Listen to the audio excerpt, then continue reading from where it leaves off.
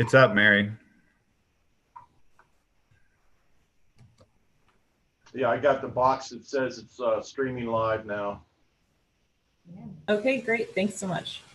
Okay, so 9:05, let's call the meeting to order, and we'll start by roll call attendance.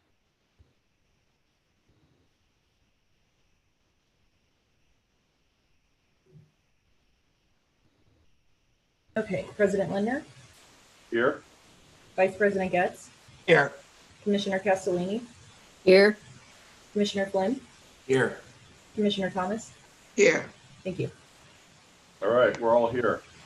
So first item on the agenda is the acknowledgement of public comments. As usual, they will be posted along with the meeting minutes some point after the meeting's over.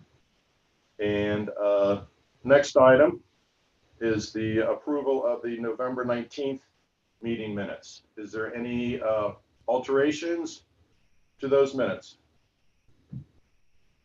Okay, can we have a motion to accept them as presented? So moved. Second? Second. Okay. So let's have a vote on that to approve. President Lindner, Yes? Vice President Getz, Yes. Commissioner Castellini, Yes. Commissioner Flynn, Yes. Commissioner Thomas. Yes. Motion passes.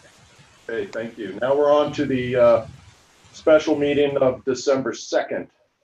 Any changes to those meeting minutes? Okay, hearing none. Can we have a motion to accept those as presented? So moved. Second. Second. All right. Mary, lead us through. President Lindner, Yes. Vice President Getz, Yes. Commissioner Castellini, Yes. Commissioner Flynn, Yes. Commissioner Thomas. Yes. Motion passes. Okay. Moving right along then to, we've got I'm not sure if it's a bevy or a gaggle or what, but we got a couple of retirement recognitions. Kara, you want to tee this up for us? Yeah, I am absolutely so thrilled today to recognize our retirees, but I do have to make a request of the board before we get started on that for the agenda. President Linder, I would request from the commissioners to add an agenda item under old business for the Ohio Department of Natural Resources Voting and Infrastructure Grant. Great, thank you. We'll Very good. put that on as item D then, huh? Or you want that to be Item D would be great, thank you. Okay, thank you very much. Okay, now back to the good stuff. As you are all aware, over the last several months, we have been celebrating our retirees from the Employee Retirement Incentive Program, which was a result of COVID-19, but is a well-deserved honor of these individuals that are here with us today. And this is the final group. This is the group that will be retiring on January 1st. And many of the individuals listed here have been integral, essential parts of the Cincinnati Park Board. And so we're going to take a couple of minutes today to honor them. And I will let you know that it will not be me talking the whole time. We have different individuals who are going to make comments regarding some of the retirees that we have today. I don't believe we have everybody with us today. There is a wonderful board report included in your packet that highlights the careers of these individuals. But I think I'm going to ask Mary if you would guide us through of who is listed on the board report and who is with us today and who will be presenting on their behalf.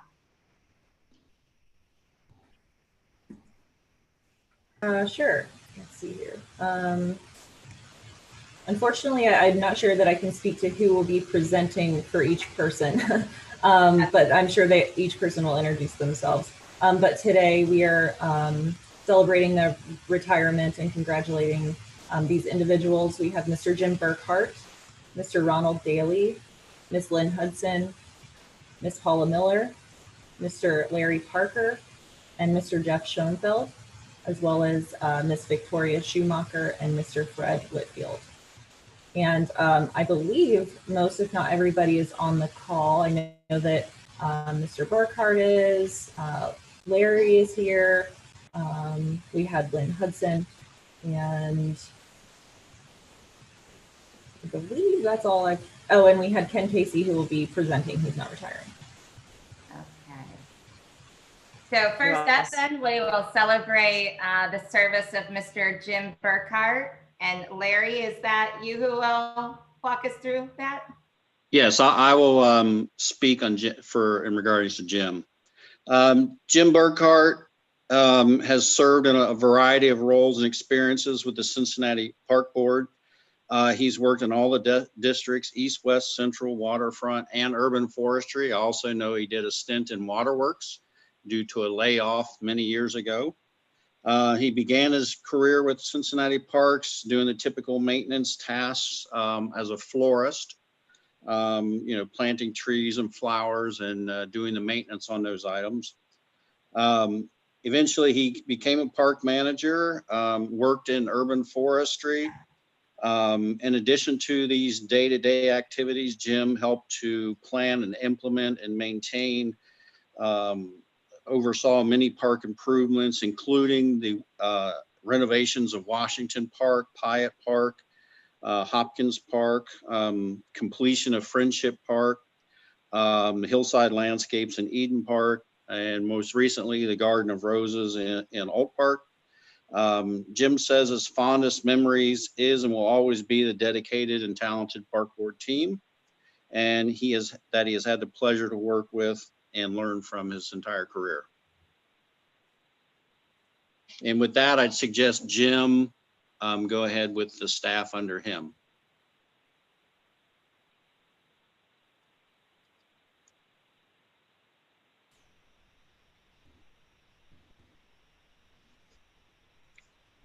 Mary, can you check to see if he's muted?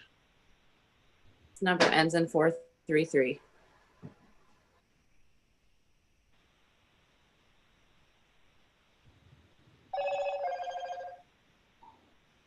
They were on earlier. They were. I'm looking.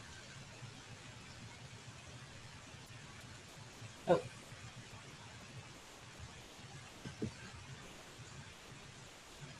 I've asked him to unmute.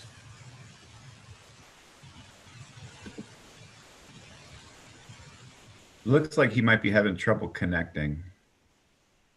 I can go ahead and do Paula Miller's while we're waiting. Mary, this is Lynn. Hey, Lynn. Hi. Hello. Lynn, we're trying to get Jim to move forward with his recognition of you and then you of your folks. Okay, hold on one second. Jim, you can use this. Okay.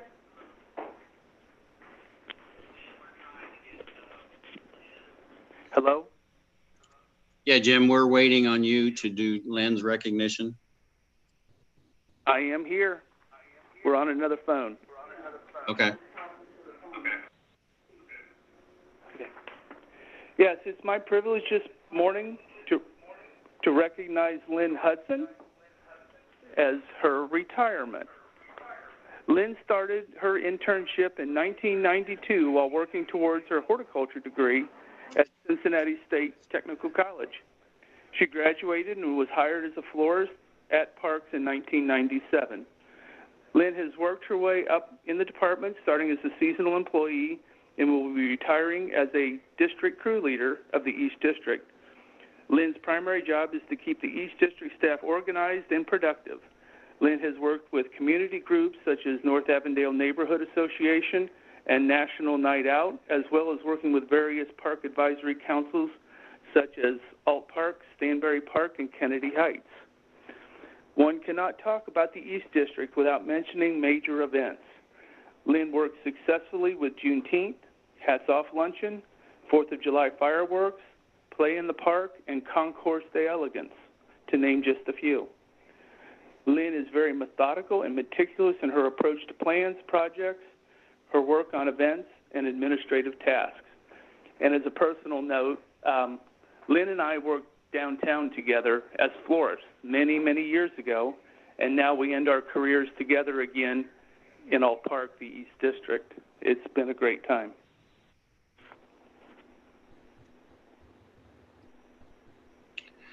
Jim, would you have Lynn proceed with Ron and Fred? Yes.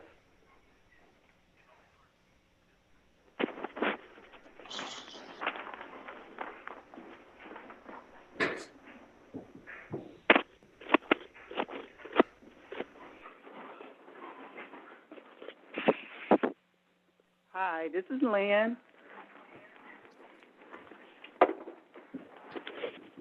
I am introducing Ron Daly.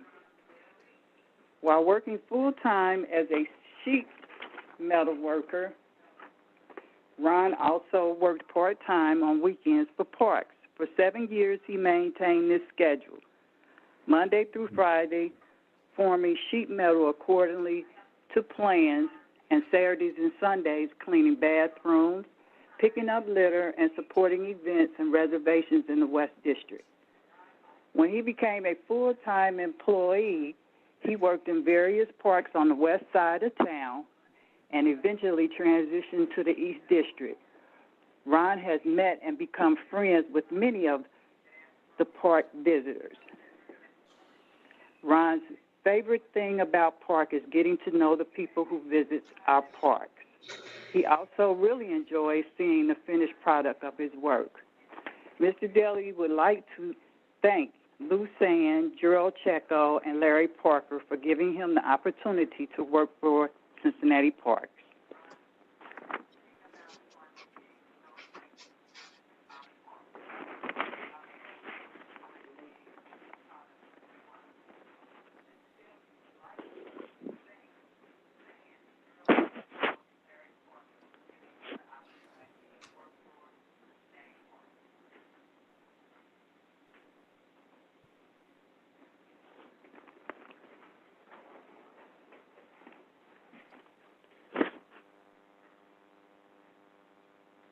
What happened?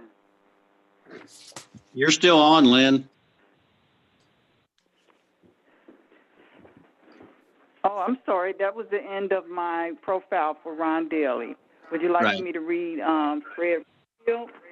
Yes, you want to do Fred's now, please?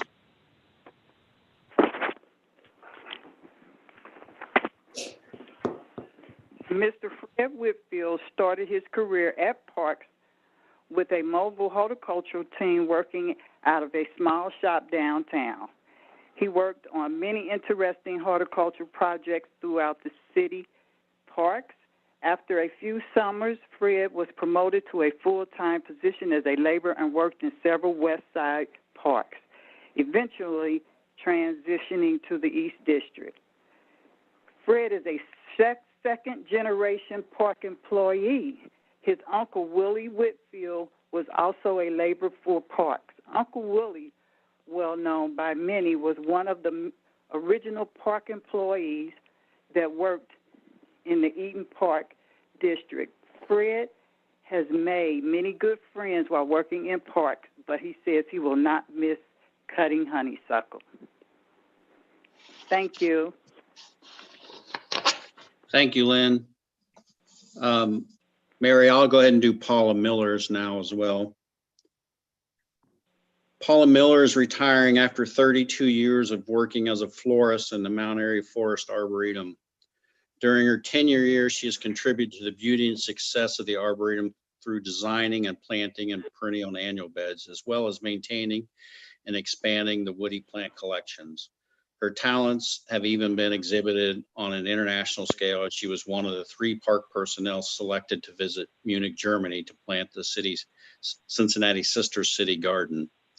I personally can't say enough about Paula here at the Arboretum that has, managed this garden by herself for so long. So I'd like to just say thank you to Paula Miller.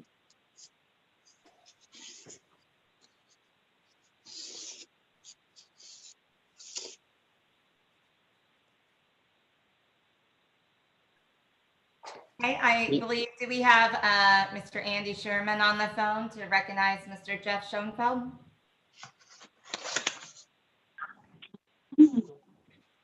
Yes, can everyone hear me? Yes. Good morning. I'd like to say thank you for giving me this opportunity to say a couple quick words about Jeff.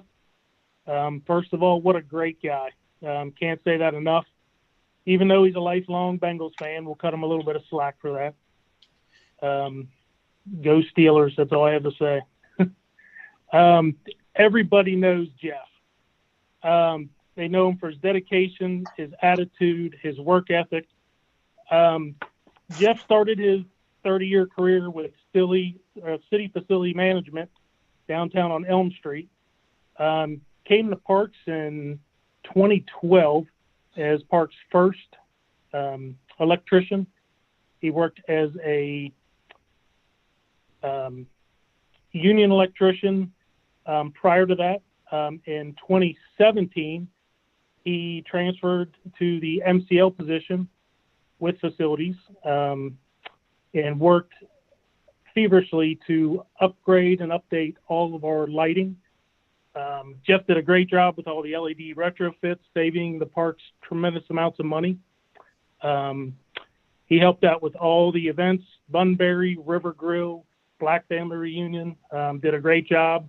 Never had an issue with the electrical distribution. Everything was set up and done top, did a great job with that. Jeff, we wish you the best. We're going to miss you. Congratulations on your retirement and have some fun. Thank you very much. Very good. And I believe we have Mr. Ken Casey to recognize Ms. Victoria Schumacher. This is a great honor and a privilege for me to speak on Victoria's career with Parks. Victoria began her 20-year career with the Cincinnati Park Board in 2001 as a conservatory recreation specialist after being interviewed and hired that year by Crone manager Andrea Shetman. She then continued to work at the production greenhouses of Park Board's water nurseries the following year before taking it on the challenge of being a full-time employee as florist with the city of Cincinnati in 2003. She scored a 96 on the written and passed both the oral and written interviews. Ms. Schumacher was on her way to Eden Park's Hinkle Garden and Crone Conservatory's exterior landscaping to serve as florist. After a couple of years, Vicki found an opportunity to endear a whole new group of parks to new visitors, historically speaking, as she transferred as florist to the oldest parks in the city. These were Piatt, Washington, and others in the downtown area. The visitors that came to our parks could learn about those parks' early beginnings and the remodels that happened through the decades, as Vicki really enjoyed helping them see history in a fun way. At the end of her park career, it was fitting that she spent her last florist years in parks that seemed a little bit more fitting for reflection, distant views, and meditation. And these parks were Mount Echo and Rapid Run. The best of times, says Vicki, was giving tours or the history of Crone Conservatory, Piatt, and Washington Parks. The challenges, she felt, were the physical nature of the job on the joints of the body.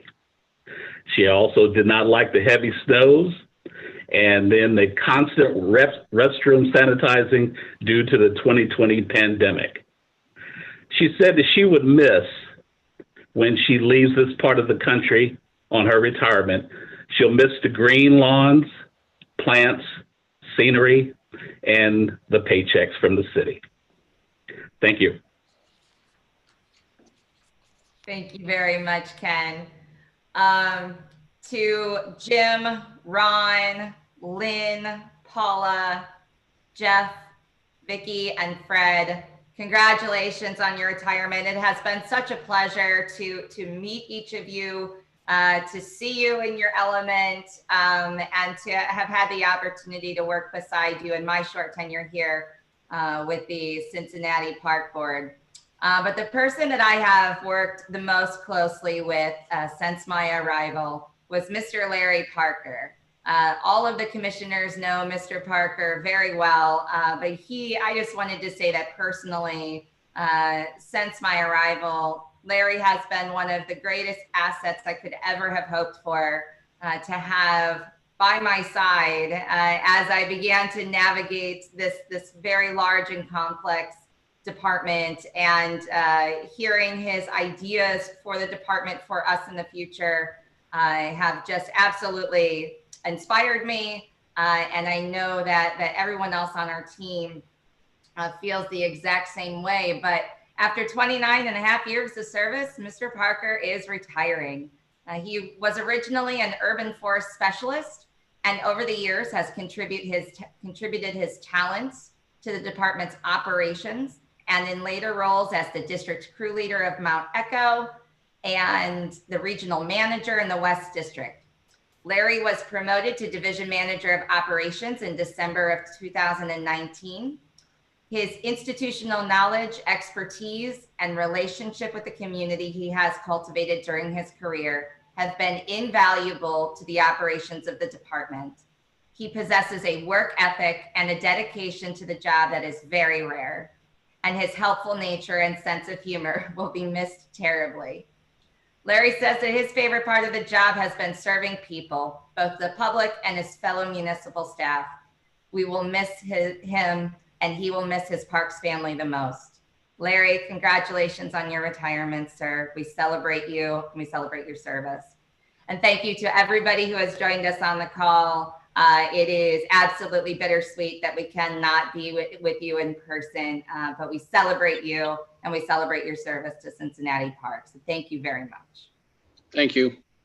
Thank you.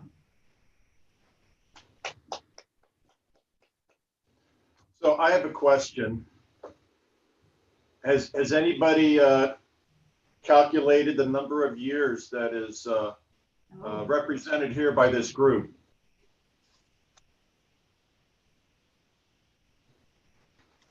Apparently not. Greg's the only one that can count that high. Well, it's a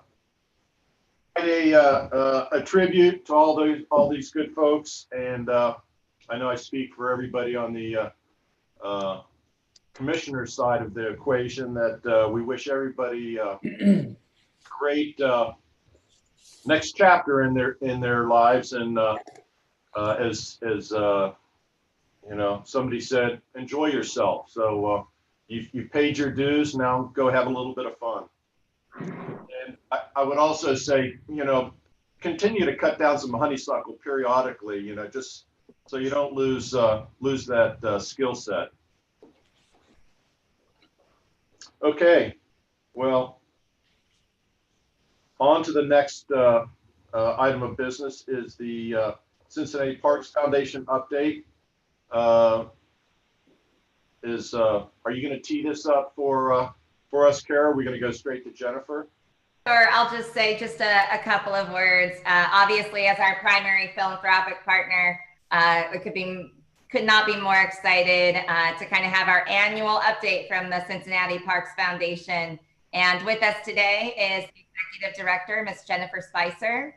Jennifer, tell us what's been going on all year. I sure will. Well, first of all, congratulations to the retirees. It's been an honor to work with all of you, and I have a special place in my heart for Larry Parker too. So congratulations, my friend.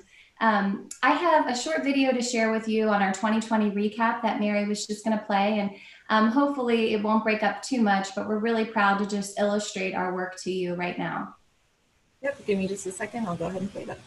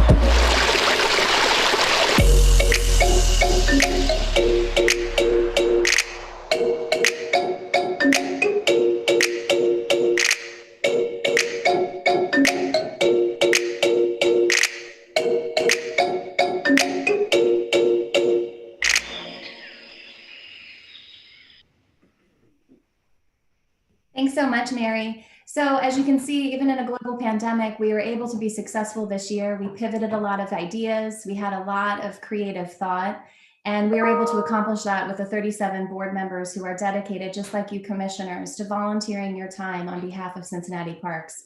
So I just have to say, $979,000 worth of grants this year were distributed to the parks. That's over 3.7 million in the last 3 years.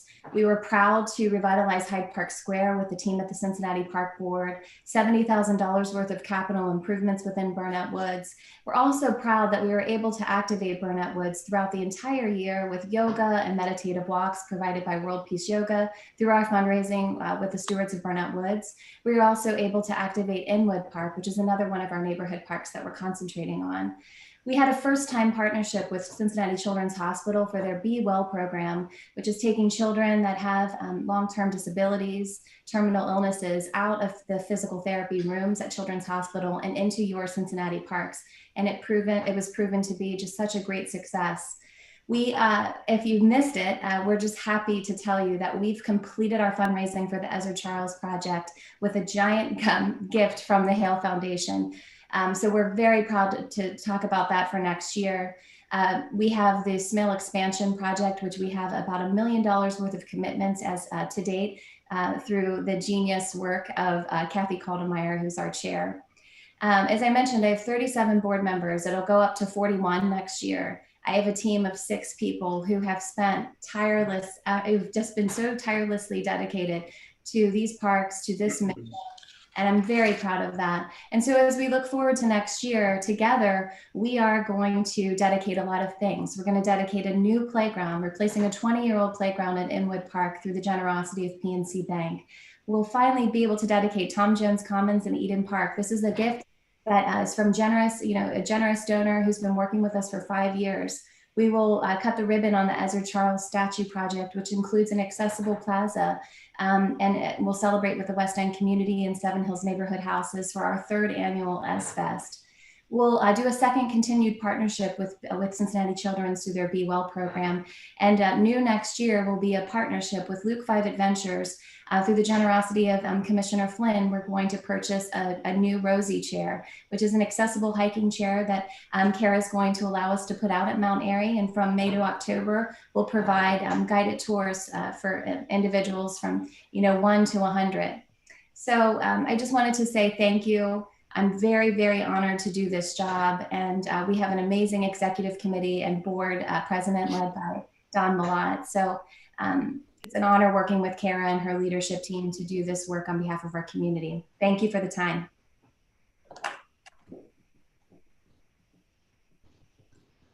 Jennifer, thank you for everything you guys do and your team and your board. We are sincerely appreciative of your hard work and dedication to the park system and the city. So you guys do great work, and we wouldn't be where we are without you all. So thank you very much.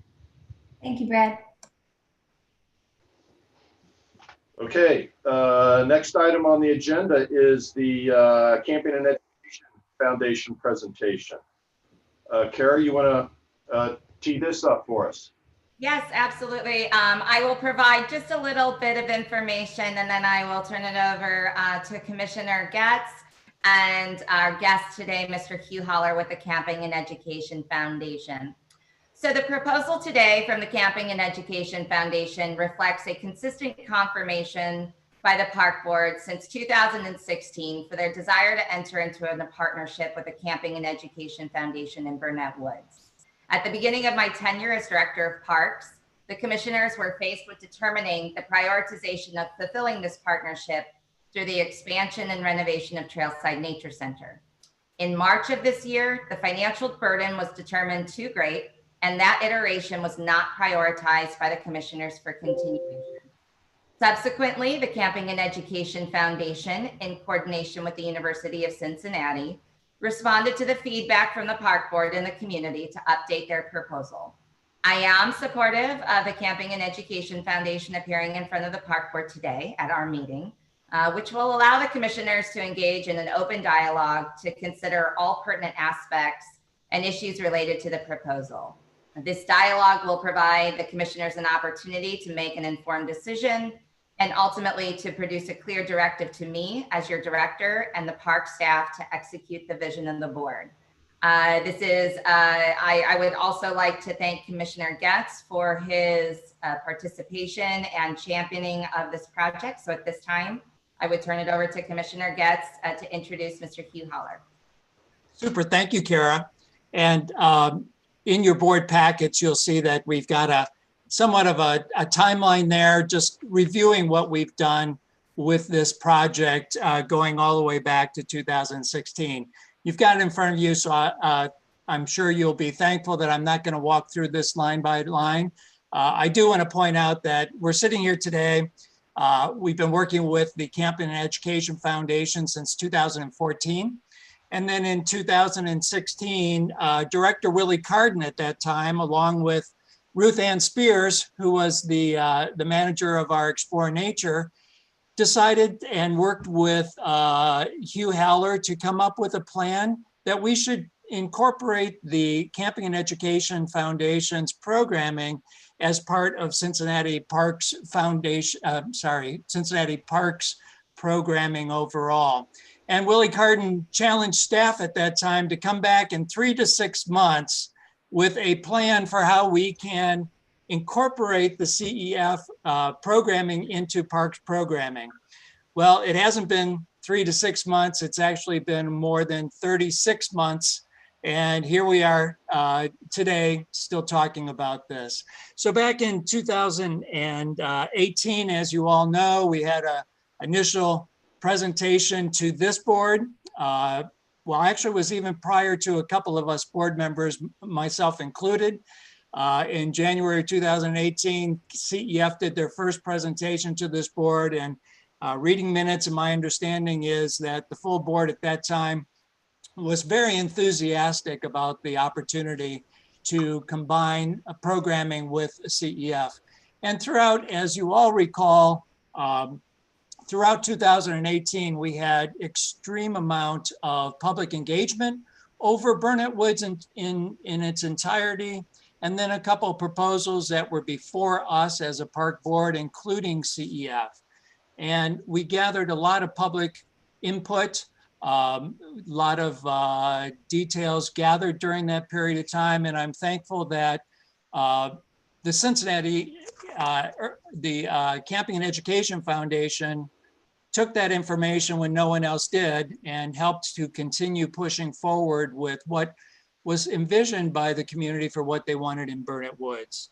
So then in 2019, we continued this work. And in fact, the park board engaged with a consultant, and the consultant worked with the park board commissioner. I participated, Wade Walcott and some of his staff participated, CEF participated, as well as Jennifer Spicer from the foundation, Cynthia Duvall from the Camping and Education, from the Preserve Burnet Woods organization, and then representatives from UC. We all participated for a number of months with a consultant, working out some of the fine details of how we can most effectively bring an urban wilderness center to Burnet Woods.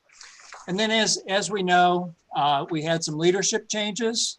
And then in 2019, at the end of the year, we approved a memorandum of understanding with the CEF, and we continued to have public engagement of ideas at Trailside Nature Center.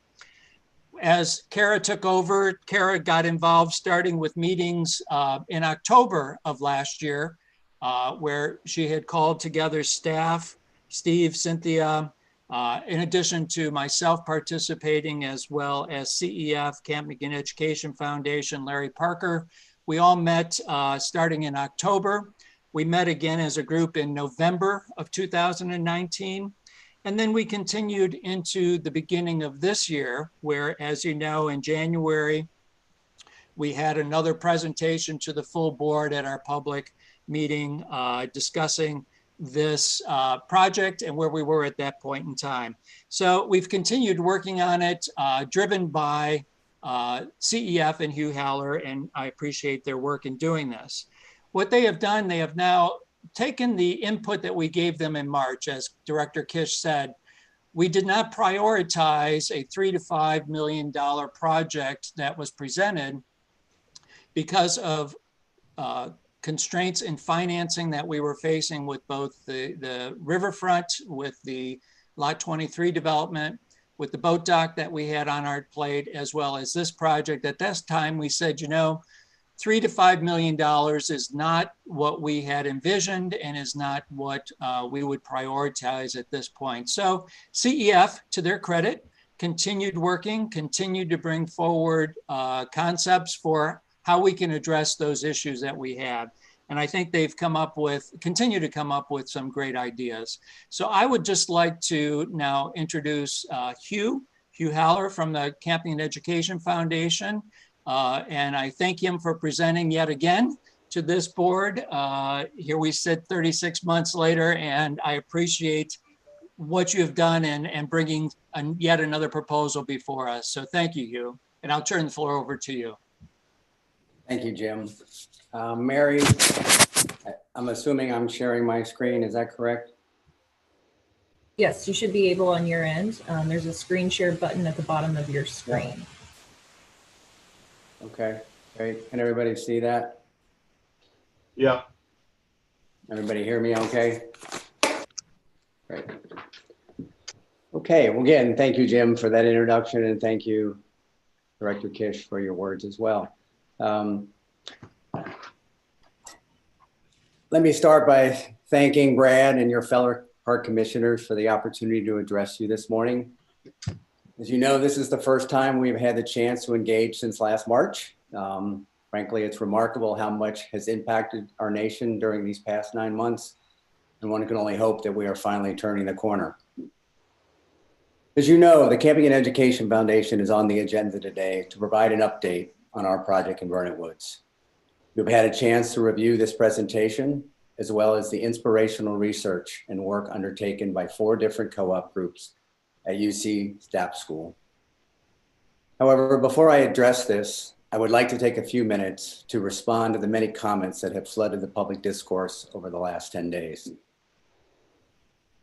Our overarching vision for Burnet Woods has always been about helping to energize a park in need of care, and to get as many kids into the park as possible to experience its natural surroundings, especially those who do not have the same access as many. That is what we do. We've been doing it extremely well for nearly 100 years with our 2 wilderness camps in northern Minnesota and 10 plus years here in Cincinnati through our urban wilderness program. We have always believed that Burnett offered a unique opportunity to broaden our programming given its urban wilderness setting, its equitable access, its proximity to UC, the medical community, and the innovation corridor. We have internalized many of these public comments, such as, the lake is a cesspool, so why would anyone want to build a program around it? Or, it only takes 3 minutes to canoe across the lake, so why even bother? Or, nature walks are more valuable than canoeing on the lake or building boats to use on the lake, and you can do that anywhere. We acknowledge these comments, but respectfully disagree.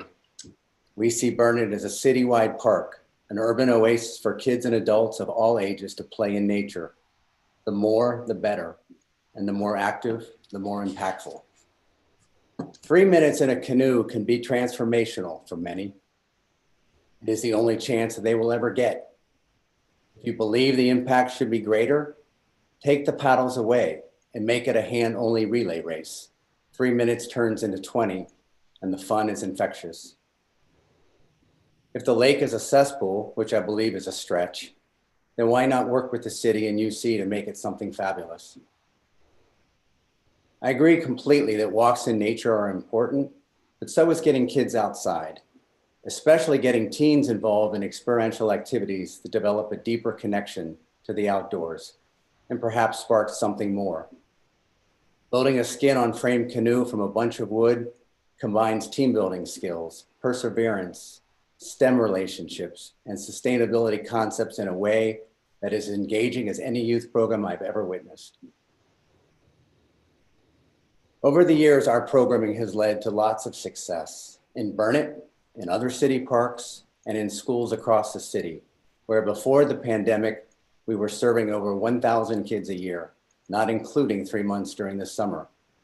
Whether it was building boats, making fires in shelters, learning how to bake in a reflector oven, starting a one-match fire, or conquering fire by friction, it all works. The testimonials and the positive feedback to our program led to the vision you have in front of you now, a plan that has been through numerous iterations over the last 3+ years. We have worked with 3 directors, many naturalists, at visioning sessions, planning meetings, participated in town halls and community groups, and on and on. We followed the direction of the park board and staff leadership and have always tried to be responsive and adaptable. Which brings me to the present moment and the crossroads where we find ourselves. There is open conflict and real differences of the opinion over the best use for Burnett. There is no denying this.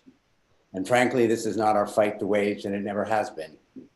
That is the responsibility of Parks and its leadership. Our responsibility is to our mission, which is to develop young men and women in body and spirit through wilderness experiences that celebrate a love of the outdoors. We deliver this mission in the wilds of Canada and the urban wilderness of Cincinnati. That is how we want to spend our time and our energy. Given this current impasse, we are respectfully withdrawing the proposal for Burnett Woods that we were prepared to bring to a vote today. By no means was this an easy decision, but it is the correct one. I would be remiss if I did not acknowledge 3 individuals that I have worked with during this long journey. The first is Ruth Ann Spears, who saw the same vision we saw and encouraged me to go for it. More than anything, Ruth Ann saw the need for kids to have more engaging experiences in the park's green spaces. I cannot thank her enough for having the courage to speak up. The second was Erin Morris. Tireless, dedicated, and tough. She represents the best in our city employees. And lastly, Commissioner Jim Getz. I know that Jim has taken a lot of criticism over the years, but I know firsthand that his motivation has always been about what is best for the residents of Clifton, as well as the city and its public spaces. He cares deeply, wears his emotion on his sleeve, and deserves praise, not pointed barbs. Any suggestion otherwise is unfair. So commissioners, thank you once again for your time. Know that we believe in Burnet Woods as much as we ever have, and hope that one day it will be a much more active and accessible park for kids of all ages throughout Cincinnati.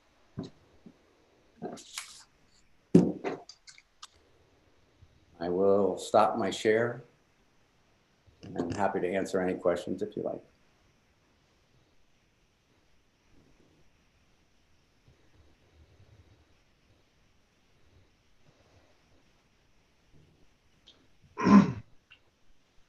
Well, I don't have a question, but I would just say that I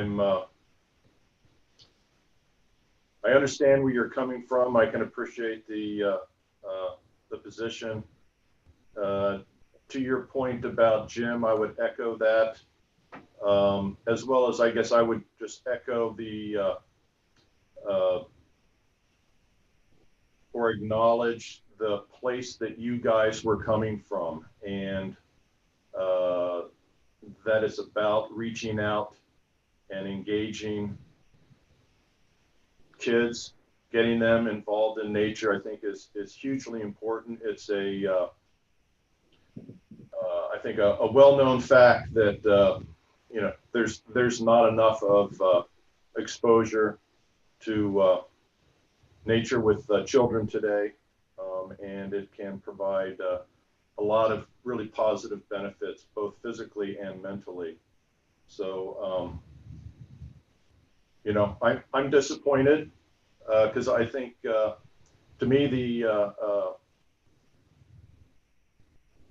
the trade-off is, you know, and don't get me wrong, you know, I'm as much of a tree hugger as anybody, but you know, to sacrifice a few trees for the potential impact of thousands and thousands of kids over the course of time, I think is a good trade-off to make, you know, and I think you guys did a really good job of designing something that is both effective yet you know, minimal impact from footprint and construction as it relates to you know, the project and the park. And I think the distinctions between the first two go-arounds, which was CCAC 30,000-foot building, the second go-around, which was and this is the process, I think, from the boards, or the perspective from the boards, call it judgment. I know we've taken some hits as well, public comment wise. And I would just say that the distinction between the process where we went through and came out the other end on the CCAC, as well as the trail side impact, are, I feel, completely different than what this initiative presented. You know, one was a huge building that basically had a little connection with the park. The activities had little connection with the park. The second one had a huge financial burden that we know that we can't really deal with at this time, as well as the potential impact of a historic building. So to go from 30,000 feet to 1,800 feet with a program that's essentially, you know, embedded into the park and clearly dependent upon the park to execute the program, along with the existing relationship with UC, coupled with the dire need of getting kids into the natural space, I thought was a great plan. And obviously there's a lot of loud people that felt otherwise. And so I applaud your guys' tenacity and, you know, from a partner point of view, to bring everything that you've brought to the table, and the commitment over all of these years really speaks well to you and your organization. And I am obviously disappointed, but hopefully we can work something out in the future someplace that maybe the folks will accept you better than they would at Burnet Woods. So I appreciate, you know, everything that you guys have done, and I know it's a great organization, and you know, hopefully we'll meet again sometime in a more conducive environment, and be able to get kids out into the natural world. So President Linder? Yes, go ahead. I don't want to interrupt you, but I do want to add a comment. This is a great tragedy. Because the busing was available to get these kids to Burnet Woods, et cetera. And I feel that the few have ruled for the many. And I think this is a great tragedy. I just want to add that and want to be part of the record of how very sad this day is for parks. Thank you. Thank you. Mr. Chair. Yeah, Kevin. Yeah, I want to echo both yours and Commissioner Castellini's comments. Hugh, I think your organization's great, especially in Clifton. You're never going to please 100% of the people. That could be said for any neighborhood, really, but it seems like some very loud voices have hurt a very good project, and hopefully not. I know you've poured your heart and soul into this project. Hopefully it hasn't poisoned that, because I do think a relationship between CEF and parks is essential, not just for parks, but it's essential for these kids. They need the parks and they need CEF, and we've got to figure out a way to make it happen. And as I said, I think the very first meeting that I was a commissioner in back in June of 2018 was, there's another park that's got 1,459 acres in it that's about 2.5 miles away. Mary, we've got the Mount Airy Steering Committee meeting coming up soon. I can almost guarantee you that there would be unanimous or nearly unanimous support for this kind of programming in Mount Airy Forest, where the kids are also underserved. So thank you for all your work, and please, let's keep the relationship alive.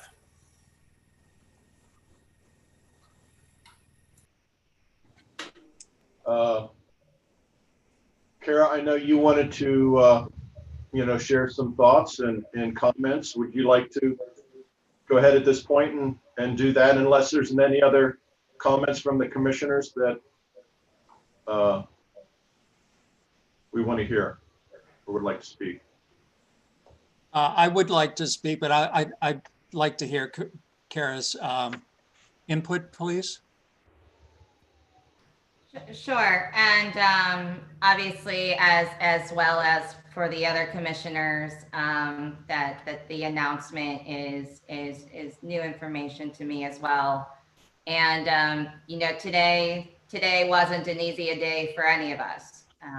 We collectively, the Board of Park Commissioners, the Park Board staff, all of our partners, including CEF, and the public, we're in a challenging place together, with many voices that were acknowledged through both the petition as well as through the public comments that were included today.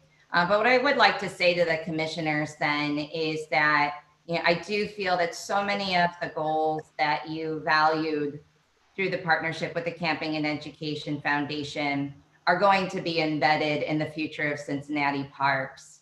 Our Division of Natural Resources is preparing a new vision and a philosophy for our nature-based programming in the Cincinnati Parks. And we will achieve this by embracing all of our community partners and allies, including the Camping and Education Foundation. The creativity that was produced by the Camping and Education Foundation and the UC students is going to be a very useful tool for us to review and incorporate as appropriate. Ultimately, as the Parks Director, I believe that we can achieve our greatest success when we have our communities as allies, and I will continue to work forward to activate all of our parks, to activate Burnett Woods, to champion partnerships, and to forge positive relationships with our communities. Thank you.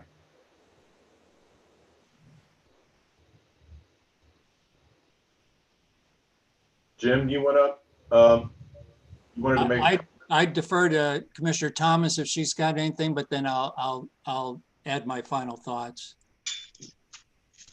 Sure. I am honestly torn by this decision. When this was when I first heard about it, I think it had been discussed prior to my joining the board. When I initially heard about it, I was extremely excited about the prospect of this kind of opportunity for children in the urban core who don't often get a chance to engage with nature in the way that this program would allow them to. So incredibly optimistic and encouraged by that prospect. One of the things that is incorrect in some of the records that I've read is that there was a unanimous vote when we initially voted on this project at the same time that we did the Clifton Cultural Arts Center. I voted against this project at that time. And it was not because I did not support the concept, but at the time in weighing those two projects, there was, in my mind, a higher demand on information, definitive information that was put before us to make a judgment. There was a much higher demand in my mind placed on Cultural Arts Center to provide data than at the time I felt we had about this program. And so despite the fact that I think conceptually it is an outstanding program that kids could benefit from, I didn't feel at the time that we had sufficient information to make a sound decision. So I voted against it. I did encourage going back and getting additional information. In the interim, I don't know whether I missed something or there was a lot of additional information being generated that I did not know about, but the project changed, and that was concerning to me. And couple that with all of the public comment about it, that everything I was getting was negative. And it's extremely unfortunate in my mind that we are in this place, that we have not been able to manage ourselves through this process to get to a win-win, where I think there could have been an opportunity for that. I'm not certain where the miss happened. So it's unfortunate, but given where we are today, I don't know that we could have ended up in a different place as it relates to the proposal that was in front of us. And I absolutely appreciate all the work that has gone into it, but I'm saddened by the miss, because there's obviously a miss that happened along the way. Thank you. Jim, you want to go? Sure. Yeah, I appreciate the comments. I think I just first want to thank CEF and the Executive Director Haller for their partnership in programming with Parks since 2014 and their exhaustive efforts in working towards our shared vision since 2016 of an urban wilderness center in Burnet Woods. Former director, as I said earlier, former director Willie Carden noted that this was something that would be beneficial to parks and beneficial to the community, and asked at that time that a plan be put in place to find a way that this can happen. Where is the miss? Even after park staff has chosen to cease engagement on this project, CEF has continued to work and bring additional approaches and innovative approaches to the park board on how we can make this project work and how we can get it accomplished. And I also want to thank them for their professional, respectful, and civil discourse that they have shown throughout the course of discussions and debate about this project for the past 4 years. You know, we're a public body, and I know oftentimes people feel uncomfortable talking about issues in public when they may not be, when it may ruffle some feathers. But you know what? As a professional body, this is the only time and the only opportunity we have of discussing issues. And so I'll make a few comments here that may seem uncomfortable to some people, but really it's the only opportunity under the laws of the state of Ohio and the Sunshine Laws to be able to express this and discuss this as a public body. So what I would like to take away is that I hope in this process that we have learned some lessons that we can apply as we face discussions or issues like this in the future. And the first one is that I think we all know that you can learn a lot about individuals and organizations who claim to be your partner when a difference of opinion arises. Going forward, we should really be aware of those that Parks engages with and who we want to partner with as we try to advance our mission as Parks. It's hard for me to conceive that we would continue to engage with those who claim to be our partners, who are so willing to accuse us in public, accuse the park board of being money hungry, of being corrupt, and even suggest that the commissioners are receiving cash in return for votes that are made at the park board. That's uncalled for. True partners do not do that.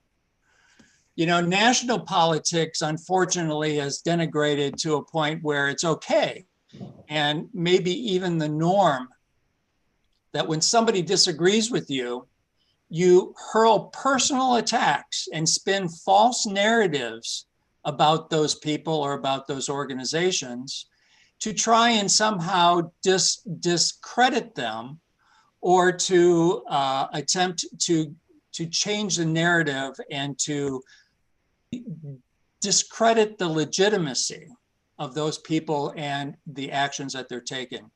That's what's happening here. People are trying to discredit the legitimacy of the park board's authority and our responsibility to make decisions for these parks. Another lesson that I hope we've learned. We really need transparent communication and the exchange of thoughts and opinions between the director and through the commissioners of the park board. And we should have exhaustively discussed those things and hopefully come to collaborative decisions before those opinions are taken to the public. Commissioners should not be blindsided by reading things or getting messages or hearing from third parties in the public of differences that the director may have with the park board or with issues that have arisen with the park board.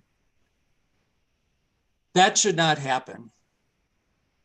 There has been insinuation that the board and CEF, and it's been repeatedly stated in comments that we've received and in communication that we have received, that the public is even uncomfortable, they have said, with being placed in the middle between the park board and its director and staff.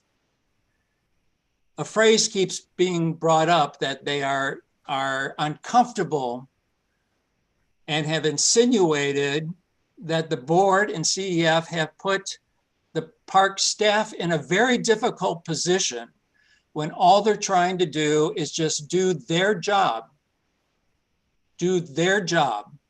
That's comments that we've heard a few times lately. You know, I've, in my professional life, sat on private company boards. I have been on the boards of several of our subsidiary companies, both domestically and internationally. And I can tell you as a board member, if I had to hear in the newspaper or in emails or in phone calls from customers or from partners that our CEO disagreed with actions that the board is taking and that there were differences between arising between the relationship between the CEO and the board, that's disconcerting. You know, I realize this is now government. I would be remiss to say that I think that it should be more like what is done in the private companies, that there is alignment between the CEO and the board before those fights are taken to the public. I hope we've learned that lesson. The board's been given by the charter full control and management of our parks, including the employment of all of our employees. And our bylaws, which I did pull out and read again, state that staff are responsible for carrying out the directives of the park board. And I believe as a board, we should seek and demand accountability for what we have asked to be done. As we saw with the boat park, the boat dock discussion that we had over the past several months, and now as we see with this project, commissioners have had to step up and shepherd board-directed projects when staff have not done so. You know, I want to be clear. We have great park employees, and I know our employees are working incredibly hard.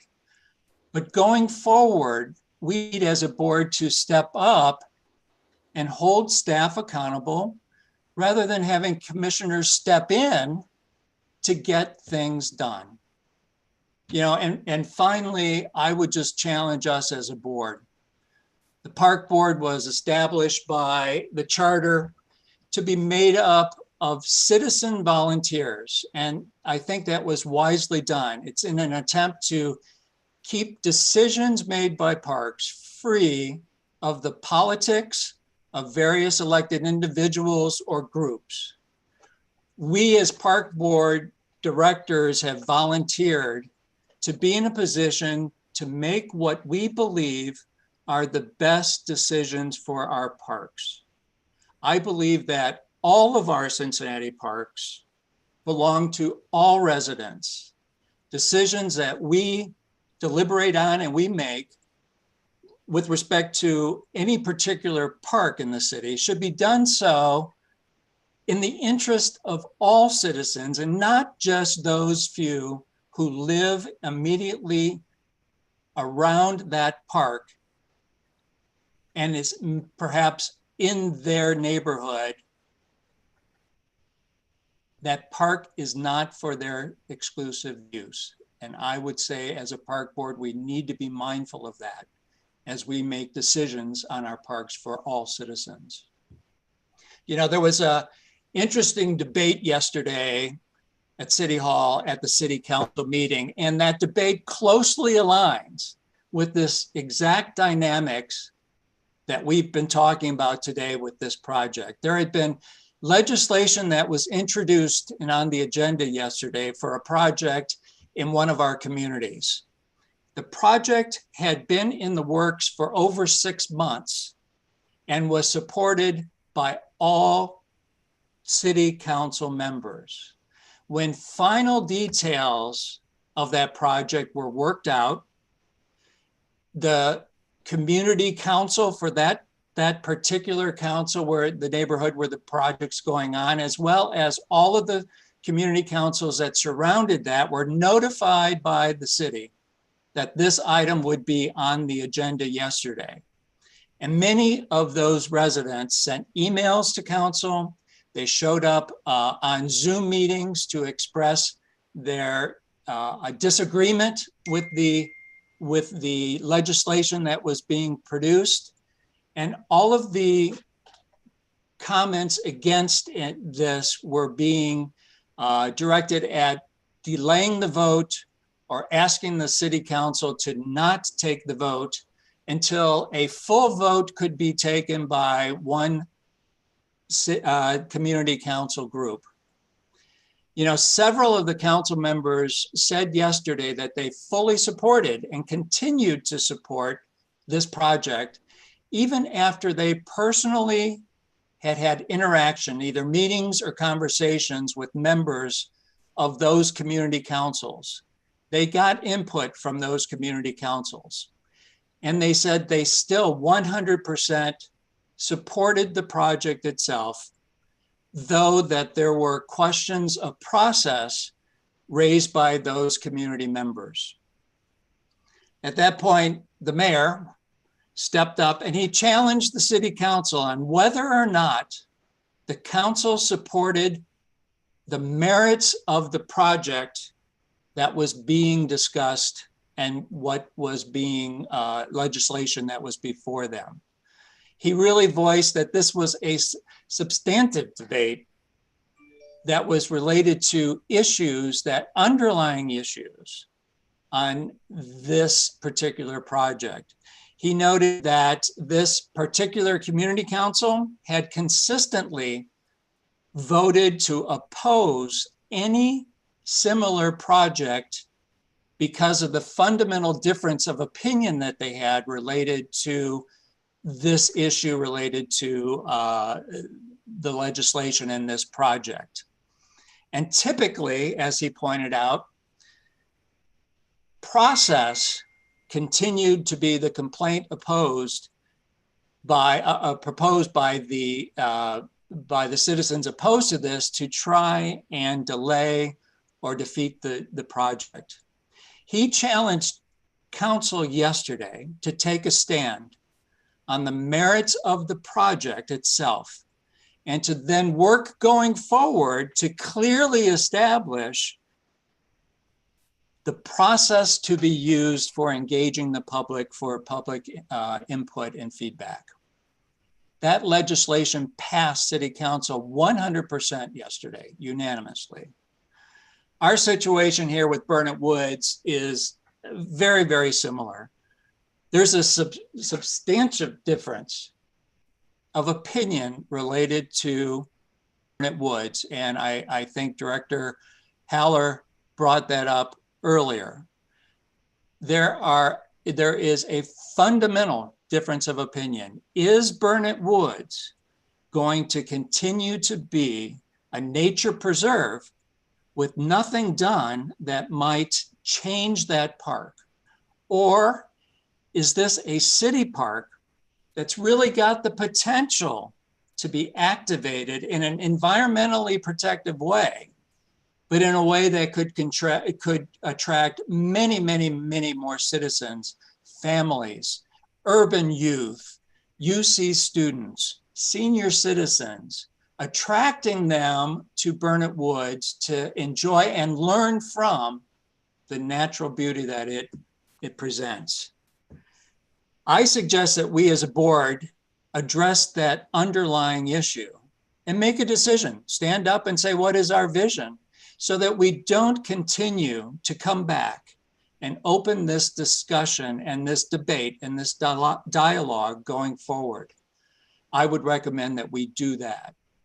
Again, I appreciate all of the members of the board. I appreciate the things that have been said about the board. I appreciate your work, and I know that each of you is dedicated to making decisions that are right for the public and the parks and not generated based on any financial input that you might be receiving from others. I again just want to thank and apologize actually to our third-party partner, the Camping and Education Foundation. We have subjected them to public criticism and personal attacks that are totally unfounded. And I would just hope as we go forward that we take the lessons that we have learned in this process and not commit the same mistakes again as we go forward. So with that, I thank you and turn it back over to you, President Lindner. Thank you, Jim. Yeah, tough situation. So I agree. I hope we can learn from some of these lessons and move forward in a positive and unified manner. So as they say, it is what it is. So I guess we move on to fight another day and to attack another agenda item. So with that, we will move on to Mr. President? Yes. I just wanted to make a quick response, and I want to say, Commissioner Getz, thank you. I appreciate your comments. I really think it's important for us to be reflective and to learn from this experience. I also want to make sure that we own our part in this as commissioners. I want to make sure that, to your comment about the city council meeting yesterday, which I did not see, as we think about this, what was our miss as commissioners? What was our miss? Were we very clear, articulate about the value we thought this project would bring and committed to that, to the point that it is not what we're going to do, but how we're going to make that happen? I don't think we did that. I think as I compare this experience to the boat dock, and in each case, there was a commissioner who championed the project. I think that's legitimate to do. At the same time, I think it's critically important that the other commissioners are brought along in that process, and that we are all operating against a mutually desired outcome that we are very clear about. We understand the merits. We're saying this is something we want to do. How can we make it happen? And we all own the process of that. So that's an additional learning that I'd add to that list if I missed it when you said it. But we have to own our part in where we ended up. And Mr. Chair, I totally agree with you. And I would challenge us. Is it the Board of Commissioners' responsibility to do that? Or is it, according to our bylaws, that we don't get into the details of developing this? That is what the staff and the director and her staff are charged to do. We are a strategic board. We set direction. We make decisions strategically on projects that we want to move forward with. And then we ask the staff to bring back to us the baked plan, how to do it. That's not our job. That is the staff job. And if I look back and say, what was the miss here? if I look at Director Cardin, who said, bring back to the board in 3 to 6 months a plan for how we can put this programming into our parks. Director Cardin left. We did not as a board, even though we had said that we agree with this when Director Wade Walcott brought this to us then when he took over in January of 2018, the board again said, we want to pursue this opportunity. And the board said to staff, go away, work together with CEF and bring back to this board plans for how we can execute this vision. We've done that all the time. We've done that throughout this project. When Director Kish took over, we have said the same thing. This is a project. She was in meetings starting in October. In January of 2020, we had a presentation regarding this project. We continue to say that we want to do this. Obviously, the Camping and Education Foundation heard the board saying this, but for whatever reason, there has not been engagement, or we have not received back from staff a plan for how to do this. That's why I'm saying that the miss that I see is that it's not the board's responsibility to continue to push. I like your wording that we did champion. I agreed when Wade left and Director Kish stepped up. I agreed to be the point person for the board on this project, just like Commissioner Flynn agreed to on the boat dock and Commissioner Lindner did on the Cora activities. We were to be champions. We could share the information, share the background that the board had that first our new director Walcott did not have, and now our Director Kish had. I've tried to do that.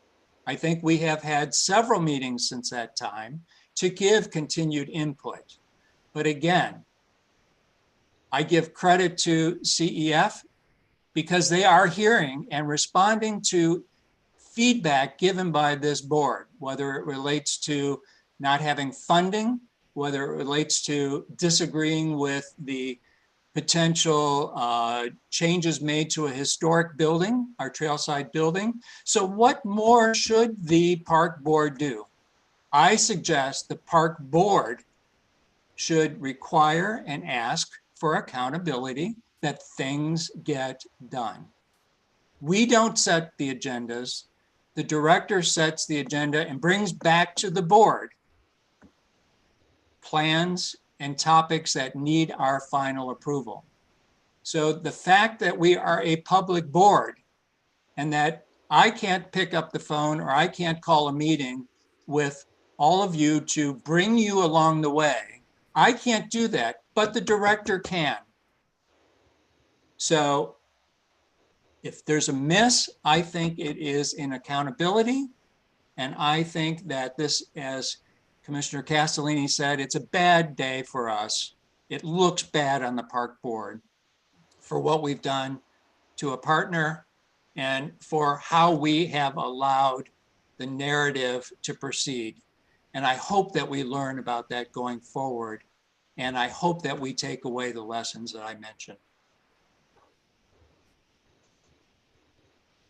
Okay, any other comments before we move on? President Lindner, may I address the commissioners, please?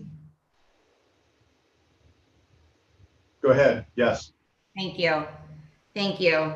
I guess to the last comment that was made and I will represent myself as well as my team in the following comments, for bringing the proposal back to the park board or setting the agenda to bring the commissioners along was the intention of the meeting today.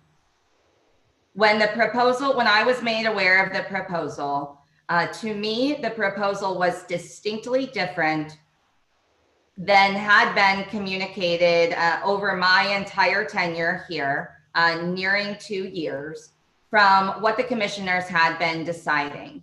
Under the umbrella of the direction which has been provided by the board, which was to engage in a relationship, a partnership with the Camping and Education Foundation for the purposes of developing an urban wilderness center.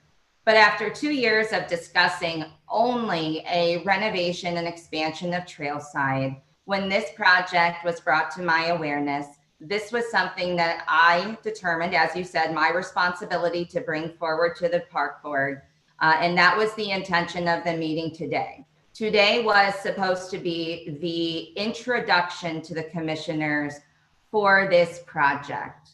And what has occurred over the last several weeks is not reflective of who we are as a board. We take great pride in being transparent to the community. We value our partnerships that we have fostered. And in just this year, we have taken great strides to develop relationships within the community. I believe the phrase that was used last week or last month was the power of partnerships. That is who we are. That is what we value. And we are dedicated to public engagement. Today was supposed to be the very first step, introduction of a modified, revised idea to the commissioners so that I could gain your interest to be able to act in accordance with my staff.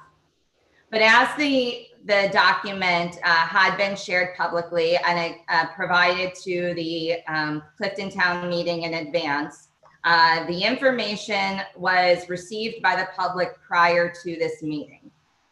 And over 3,500 signatures were collected through a petition by one of our park's partners, Preserve Burnett Woods.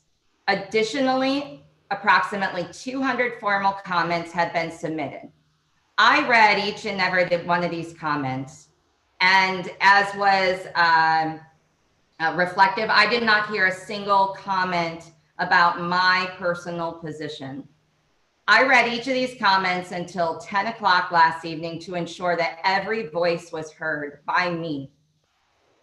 The public comments were heartfelt, they were sincere, and they were pleading for a different outcome.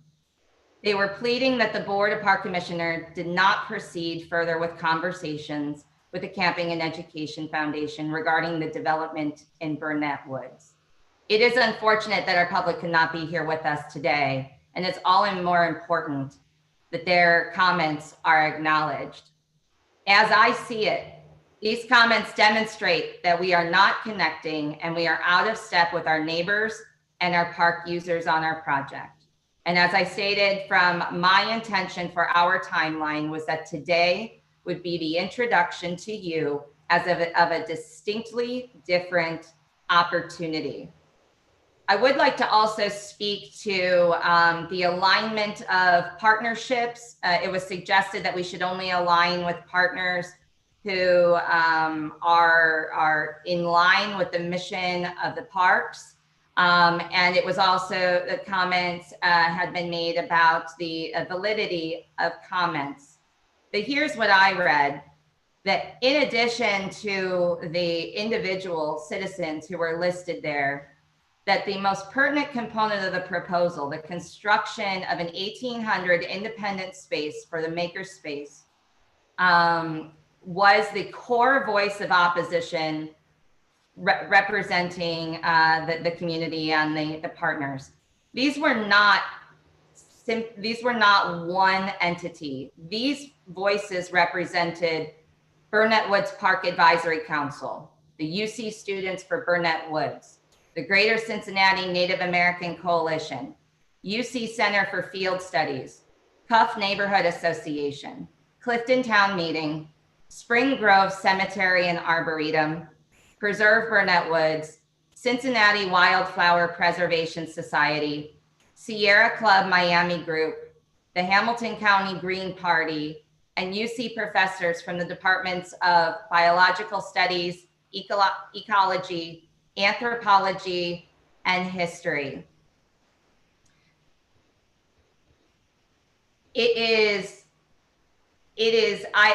I wish to continue to express to you that transparency and public engagement is who we are. It is what we do. I do not take lightly the challenge that I had in front of me for the commissioners who had identified, for you who has identified that the relationship and the desire to partner with CEF was the goals and missions that we were working towards. Again, that was the intention of today. Now, because this project had been shared to several groups prior, I was personally contacted by several individuals.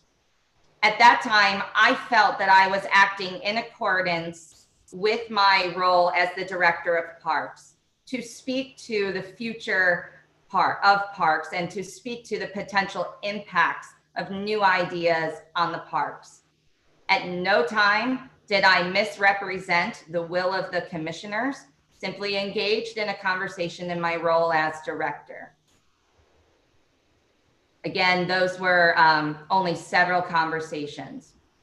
So I do look forward to future conversations about how I can be of greater service to you. I deeply regret if the language choices that I used when speaking to the members of the public were misconstrued in any way that was seen as contradictory or combative to the vision of the commissioners. As I have stated during my entire tenure and will continue to state, my responsibility to you is to make recommendations for advancement of the parks, at which time I hope to actively engage in conversations with the Board of Commissioners, comparing the professional perspective with your responsibilities as the commissioners.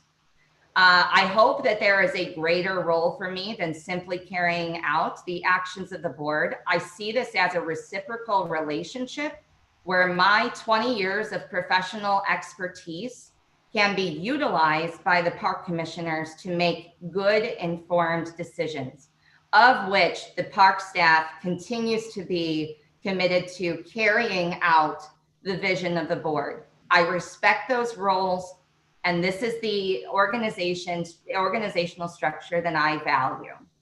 So again, as we move forward, I hope that there does continue to be clarity for how we operate as a park board. As I said, we are committed to public engagement. It's what we do. We are currently openly engaging in community input processes for Mount Airy, for Inwood Park, for Johnston Park, which is adjacent to the new ballet center. It's what we do. And today was intended to be the first conversation with the commissioners so that I could gauge your interest in pursuing what I believed was a distinctly different version of the overarching vision that you had said regarding a partnership with the Camping and Education Foundation.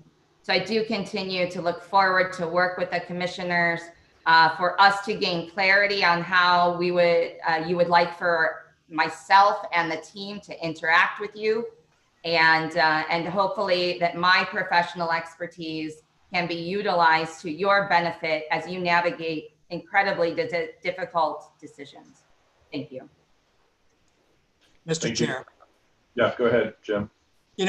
With all due respect, and Kara, you and I have had these discussions one-on-one, I would continue to challenge when you say professional opinion and professional approach to the issues.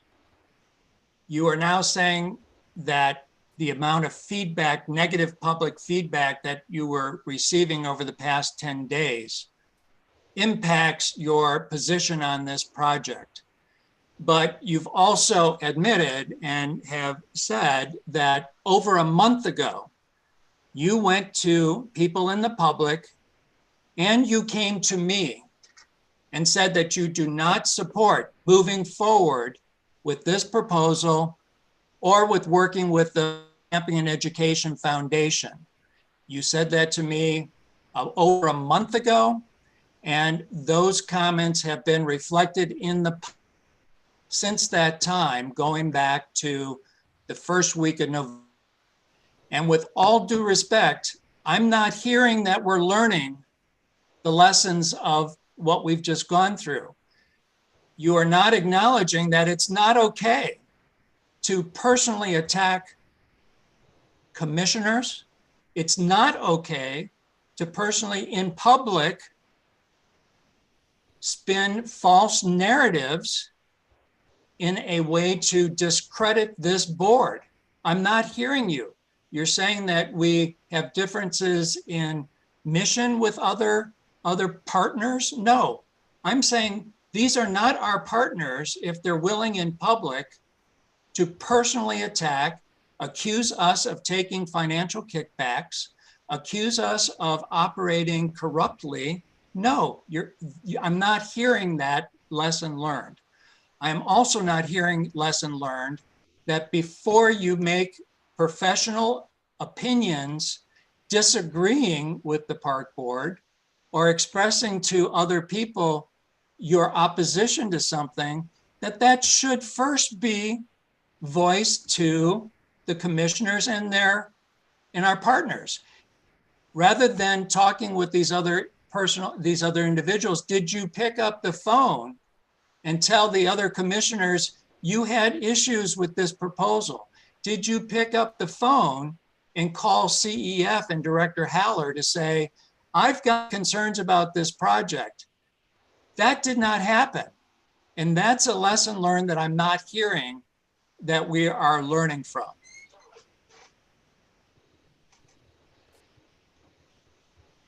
Okay, well, I think, there's a lot of self-reflection that we all can partake in, see where the misses are, and learn the new lessons, or learn the lessons that have been presented through this somewhat unfortunate endeavor. So how about we move on to item B of old business and the capital budget.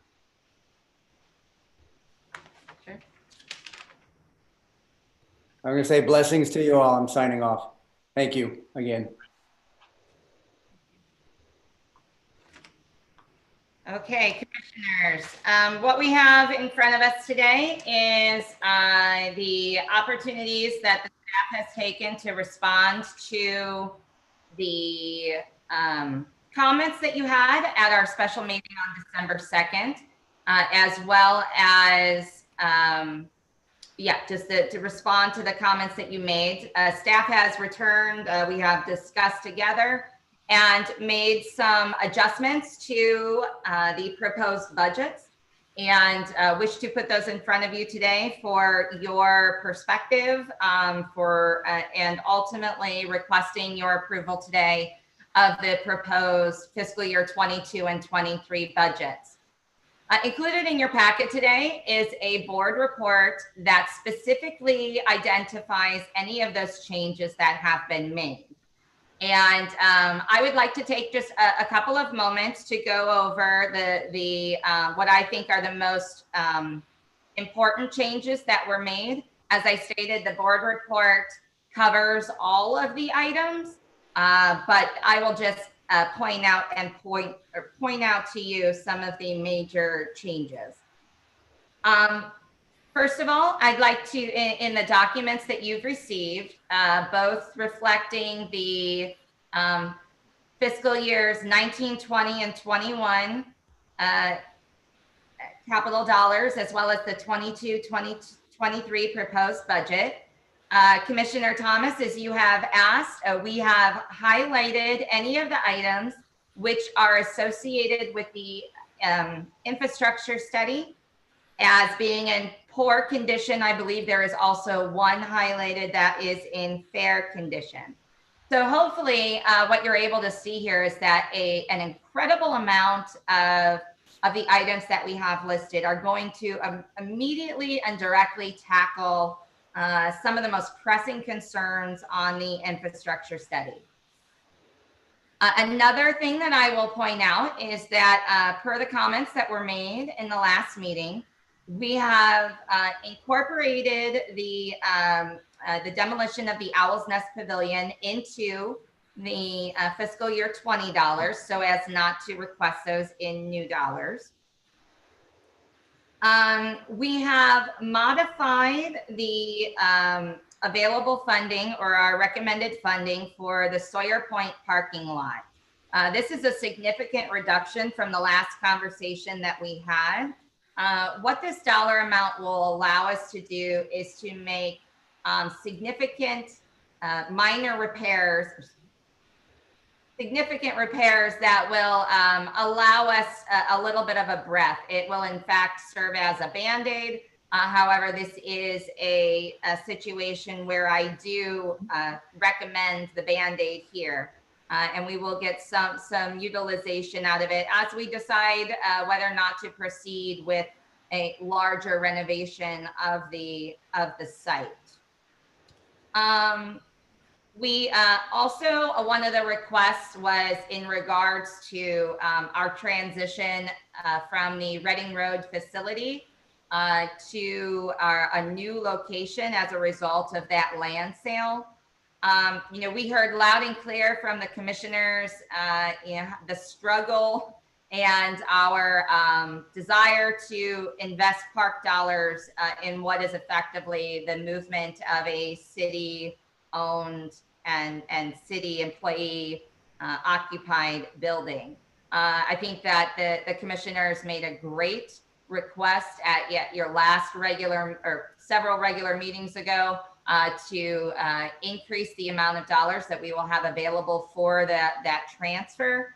However, there are some immediate financial needs that will allow us to engage in conceptual design, which will define the scope of the project as well as provide us with a cost analysis. And as we've described to you today, although our planning team has done a great amount of work to try and get us to a very educated cost estimate, it is a guess. It is an educated guess. So through a small expenditure immediately, we will be able to engage in that first line of deliberation or conceptualization to really have a full grasp of what this project will be. Also, in items that were discussed in the last meeting, but I have left in as a recommendation to the board, is an opportunity to invest a relatively low dollar amount for a high impact in future planning efforts for both the Arboretum at Mount Airy and the design of Kennedy Heights Park. You know, we collectively know that there is an incredible amount of work that needs to be done in our parks. And that is what our capital budgets are going to reflect for the near future, is trying to tackle the greatest needs within the infrastructure study. But it is also important to keep a slightly closed eye looking forward to opportunities for us to develop our current assets to the community. And in the case of the Arboretum, this is a gem of the park system, which deserves to be polished off. We have new leadership stepping into the Arboretum. One of our retirees, as was stated, Ms. Paula Miller was formerly the champion of Arboretum, but we have a new employee who is energized and would like to restore the Arboretum to the asset that it was for our community. And in the case of Kennedy Heights Park, that is an opportunity to hop on to create other momentum that is occurring there. I would like to also point out that we listened to the commissioners and we heard the call for the roadways to be considered as exceptions, independent from the regular budget request. I agree. I believe that this is an arguable and effective tool for us to really capture and recognize that our regular infrastructure budgets just are not capable of handling the incredible financial burden of maintaining the park's roadways. If we were to not request these funds in addition, we may end up in a situation where at any one fiscal year, the only capital project that we would be able to do would be an extensive roadway. So for those reasons, those have been listed as exceptions. In addition to the documents that you received in the packet, which was sent out on Friday, we have also added 2 new attachments. These really are not pertinent to the current fiscal year or to the current budgets, but answer some of the questions that the commissioners had about how we are utilizing our resources. Are we utilizing them effectively? And at this time, I'd like to ask our Division Manager of Planning and Design, Mr. Steve Scheckman, to highlight those items, which are attachments D and E in the Park Board packet. Sure, thank you, Karen. Yeah, just quickly, 2 items. One is the board expressed at the last meeting in particular an interest in seeing what our recent spending was in terms of capital dollars. So you have an attachment that outlines each year of spending going back to 2013. And what we found was we've spent over $74 million of capital funding.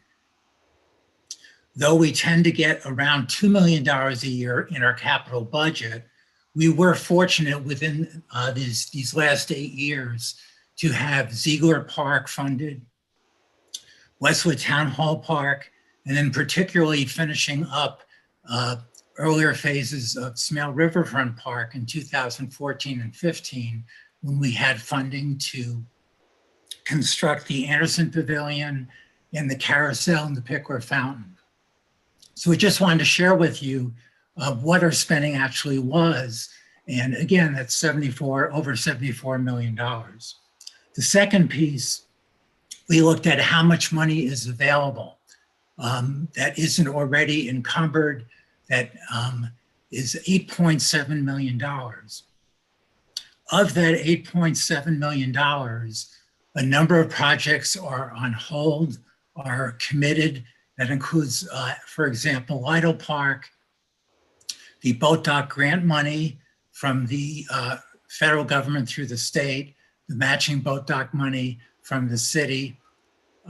So when you take all that into consideration, there's actually $4 million available, 4.1 million. And of those 4.1 million, that includes fiscal year 2021 funding, which is the fiscal year we're in now. That money only became available to us in September. So again, we just wanted to share with you a look back and just kind of a status of where we are in terms of capital available and our spending patterns. I'm happy to take any questions on that. I think that is, as Steve said, we are more than happy to take any questions on that. I believe we have captured the what is reflective of the questions that have been asked of us, the recommendations that have been asked of us.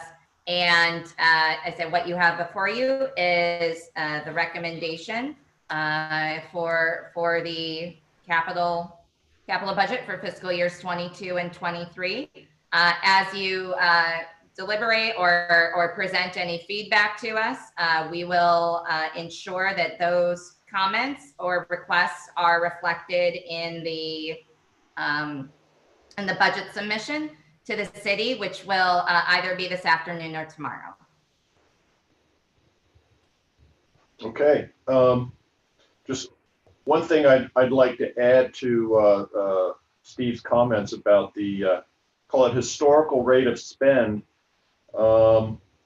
That the legwork that they have to do for a small project oftentimes is more or equal to the legwork that has to be done for a large project. So Just because, you know, one year has $2 million and another year might have $6 million, the amount of work these guys have to go through to get those funds approved, certified, et cetera, can be just as great. So my point here is this is not necessarily reflective of the amount of work that goes into doing these projects, that these projects, small or great, have a significant amount of, call it front end work to make it happen. And I think that's just a, you know, an important, you know, element to point out.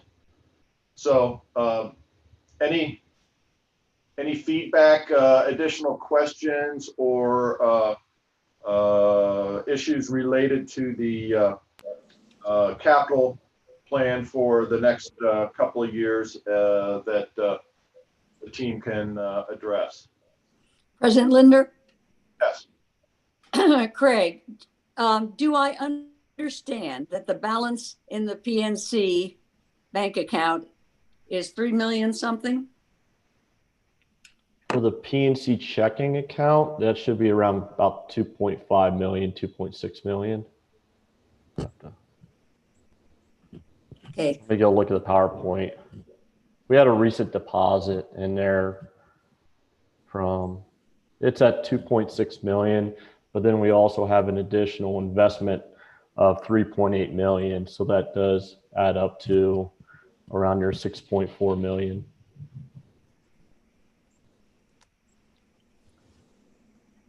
Thank you. Other questions or comments?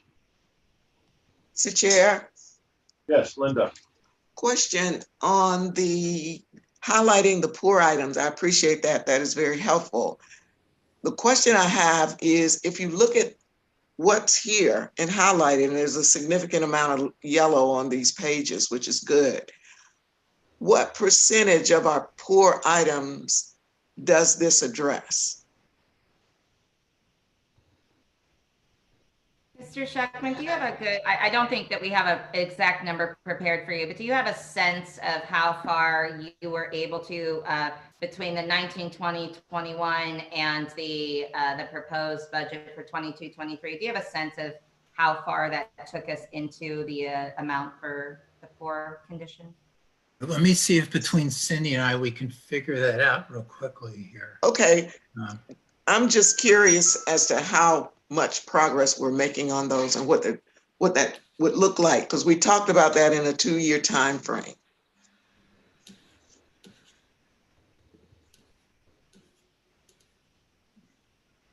And the other question, while you're getting that one, is, as I recall, the question we asked about looking back on spending was related to the question of how realistic is it that we will be able to spend at the rate going forward to get the things done that we want to get done. So if you look at the number that you were able to come up with looking backwards, what is your assessment about what that means for us looking forward?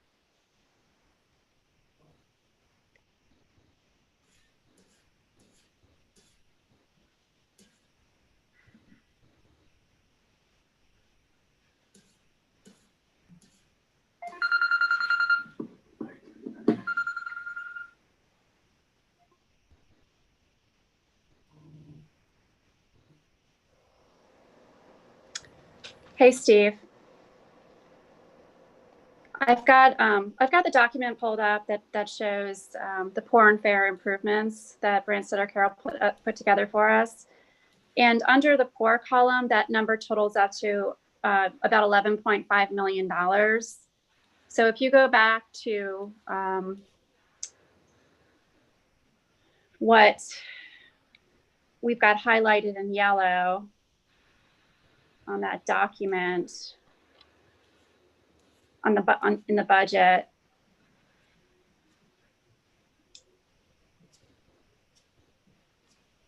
I think a fair guess would maybe be 30% of the work out of the 11.5 million between what we've got now that we have scheduled for fiscal year 20, 21, 22, and 23. It's probably pulling out about 30% of that work.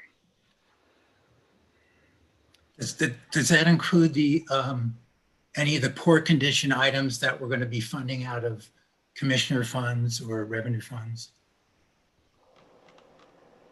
I can add all this up and get a better number, but it's going to take me a couple minutes. That's okay.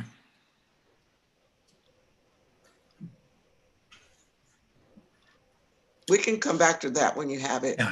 I just want to know what kind of progress we're looking at. No, it's a good question. We haven't done it. We just haven't figured it out yet. In terms of capacity, when I look back at some of those 8 years of spending, in fact, at times we had fewer staff than we have now. So I'm confident that our capacity is there to take on this work as we move forward in 22, 23. And let me point out something that I think we mentioned before, that this is obviously a request. It's well over what has been targeted and given to us by the city budget office. So it'll be quite some deliberations over the first half of next year. And in fact, when we see what that appropriation is likely to be, we will have to come back to the board and reprioritize what we're looking at depending on how much money we're actually going to get.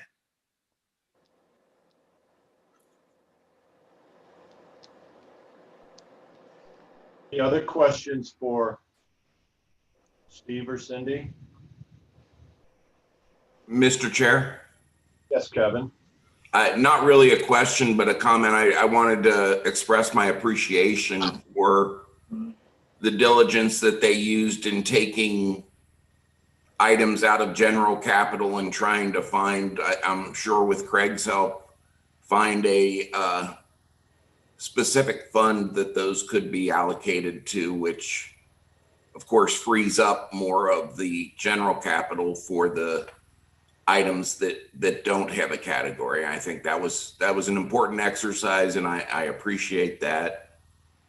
The other thing that I appreciated was the sort of flowing distinction that there had been in the prior draft between enhancement and repair being taken out, I think was helpful.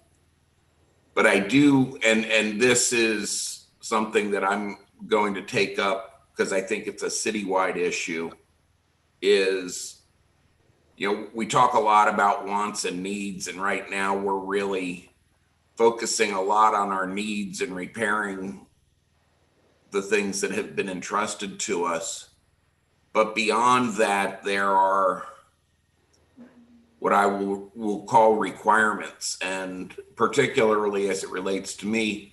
And I think Parks has probably been doing a better job than some of the other departments in trying to make the ADA compliance better in our parks.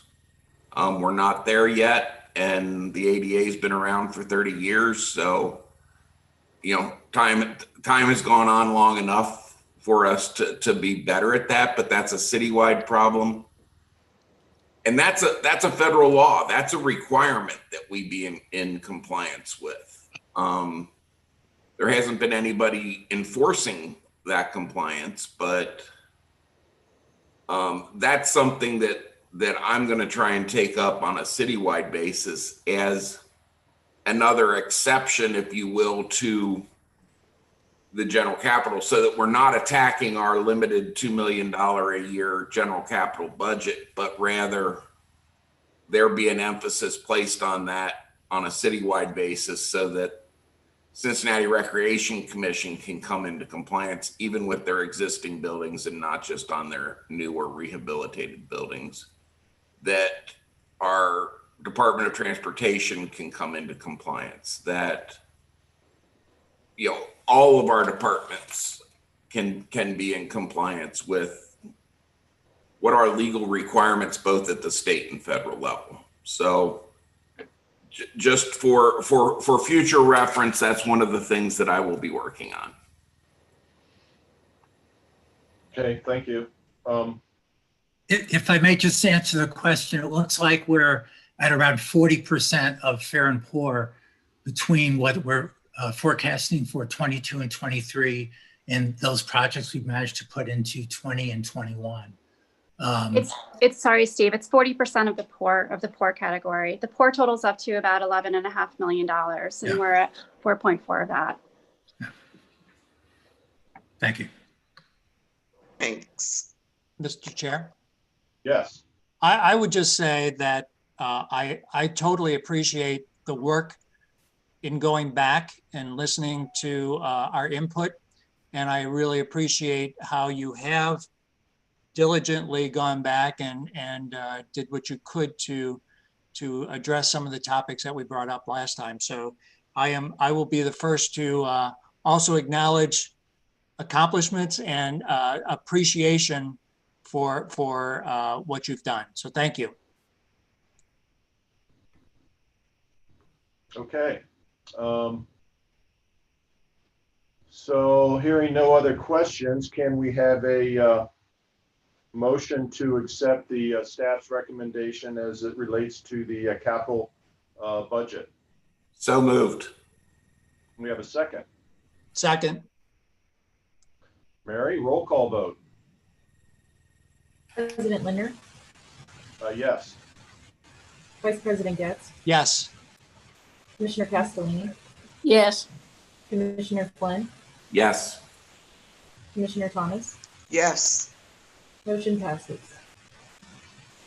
So before we move on to the next agenda item, I'm just curious, Steve, can you bring out your cat, and Jim, bring out your cat? Have a vote to see who's got the best looking cat. Yeah, unless anyone else has some pets that they want to throw out there for us to enjoy. I've banished mine to the other room. All right. Yeah, mine's not in the board meeting today, but thanks. Well, I loved his little neckerchief that I got from yesterday. Very nice. Careful, or I'll bring my granddogs out and we'll have the barking will start. Well, hey, if this type of meeting keeps going on for much longer, I think we're going to have something like that to break up the meeting a little bit, to give us a little mental cupcake. Where's that bourbon Kevin had at one point? Yeah, right. He's still got it. Okay. Moving on then to the next item of old business, Division of Natural Resources update. And Kara, you going to introduce Crystal? Well, actually, I would like to request from the board that we tackle the ODNR items so that Crystal can just kind of flow from one presentation to the next, if that's okay. That's fine with me. Okay, Commissioner Flynn, let me know if I miss anything. So we have had some wonderful developments in the conversations with the city about your recent proposal for acceptance of the proposal to work with the Queen City Riverboats to build and operate a boat dock. And where we are at this moment is that the city solicitor's office is going to be actively working with Queen City representation to progress this project forward. We are at the very, very start, but we do have the two organizations who are going to be working to progress this project forward. That leaves us at a moment where we need to decide where we're going to go with the current grant extension request that we have with the Ohio Department of Natural Resources for the boating infrastructure grant for $1.5 million. As you recall, our grant term expired. We received approval that the Ohio Department of Natural Resources and the U.S. Fish and Wildlife Service would extend our grant. However, that has not yet occurred, and they are waiting for us to provide them with some additional documentation before they sign on the dotted line. So in order to protect our relationship with the Ohio Department of Natural Resources, I am recommending to the commissioners that we contact the Ohio Department of Resources and thank them for their great trust and recognition of the value of a public marina on the waterfront in Cincinnati in our parks. But to inform them that we would no longer be seeking the extension.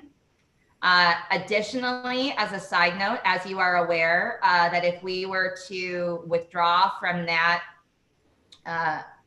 grant, that we would have the additional $211,000, which was a portion of the previously distributed grant from a long time ago. And I would like to begin the process with the Ohio Department of Natural Resources to seek waiver of that outstanding fee as a public dock will be constructed.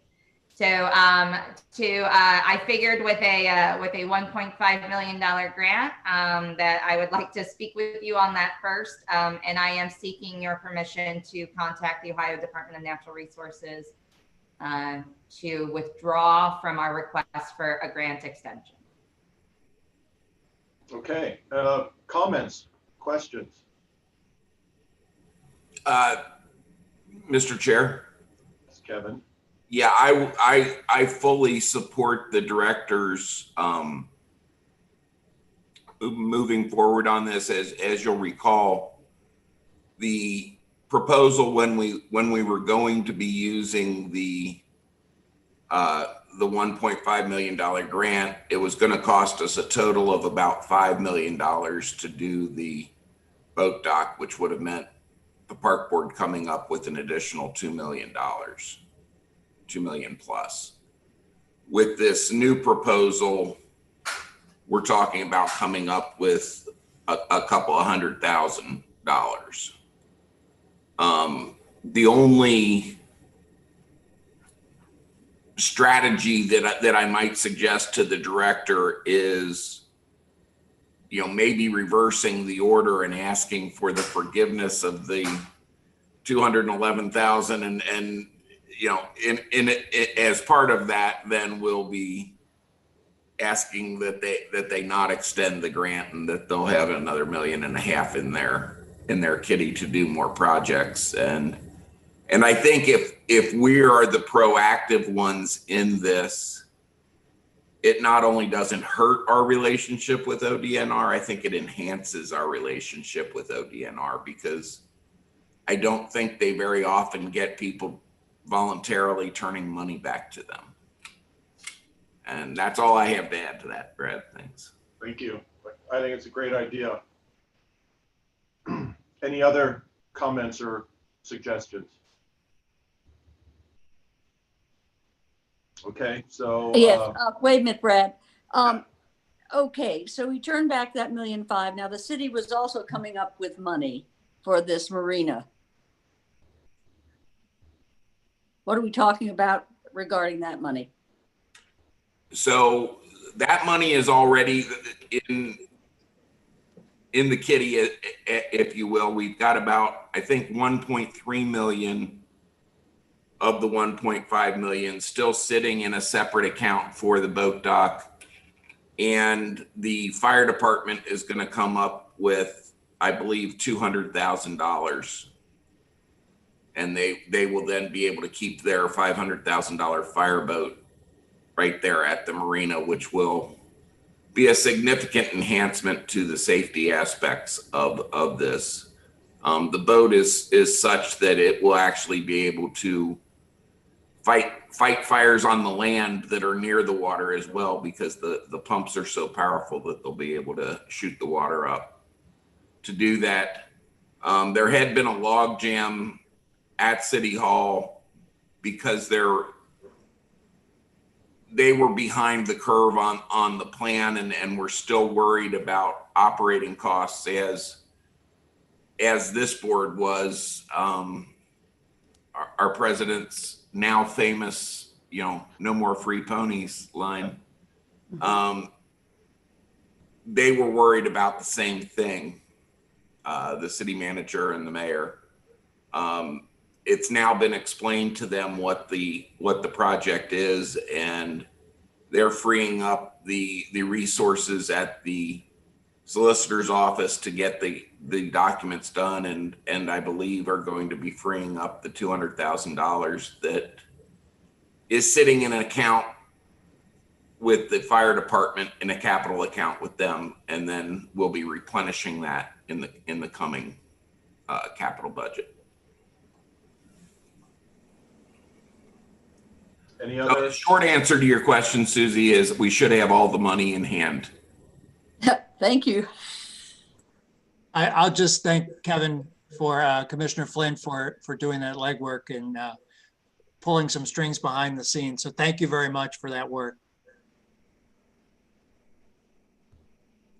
Yeah, I'll echo Jim's thanks. Great, it's nice to see this coming to fruition, Kevin. Any sense of, I know that there's a timing issue that was maybe a little bit unrealistic on the outset. Are we still feeling that this will meet the necessary schedule?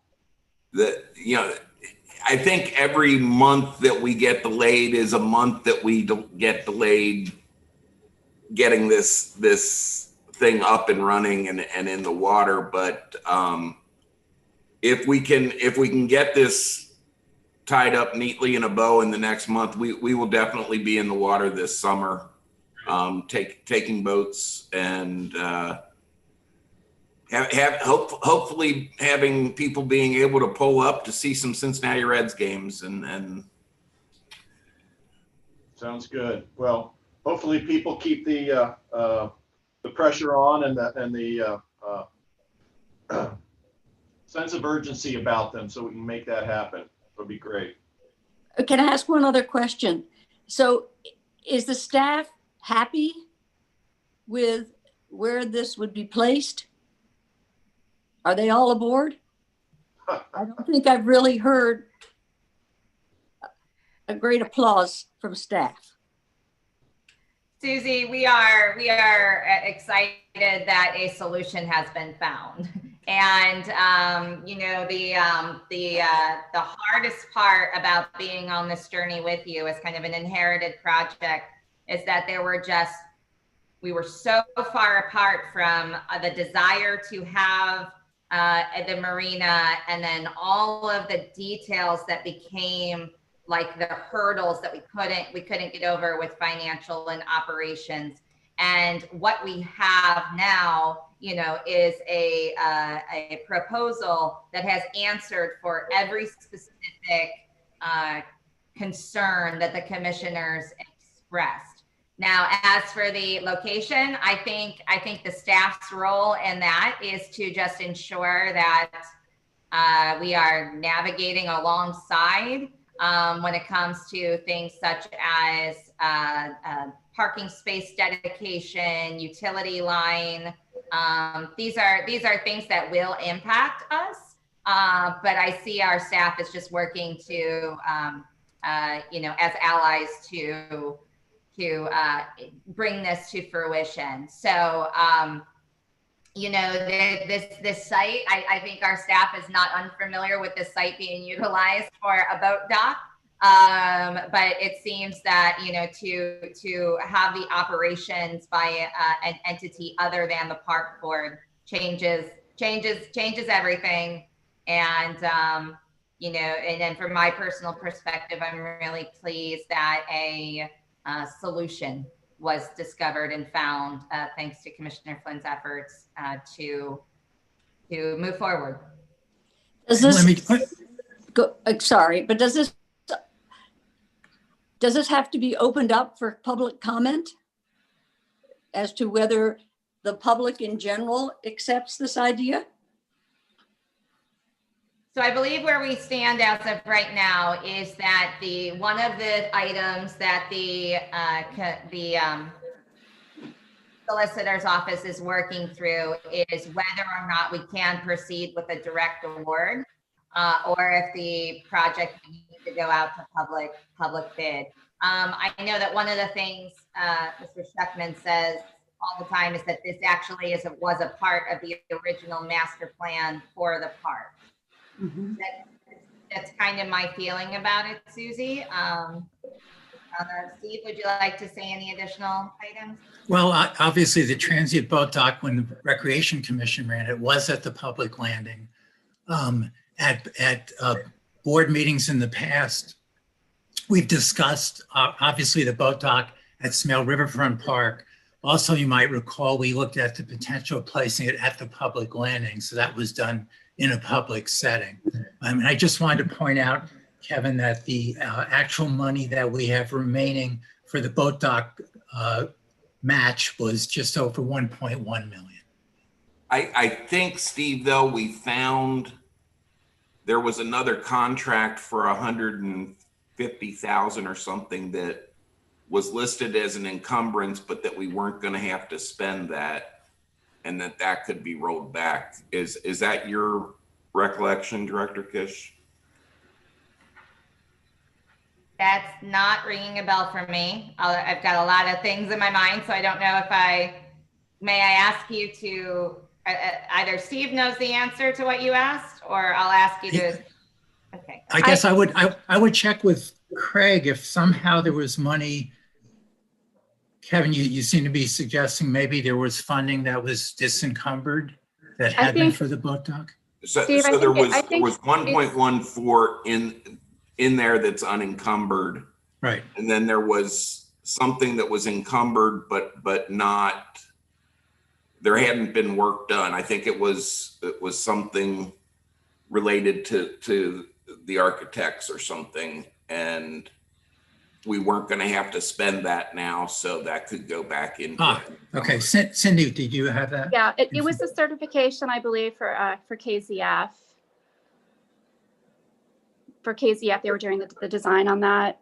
Right. I'm looking to see if I can find real quick how much that money that was. It looks like it was 149,000.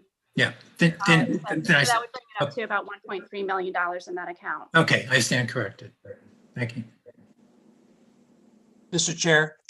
Yes, Jim. Yeah, I think to Susie Castellini's question earlier, I don't think the question was related to a public bid for the work, but public engagement as to where the boat dock is going to be. And as we know, we have received a letter opposing this from B&B Riverboats. So I just wondered, are we opening ourselves up to public discourse if we haven't done any public input on this? And what is your opinion as it relates to the concerns raised by B&B Riverboats on where that is placed, given their planning for major events on the river?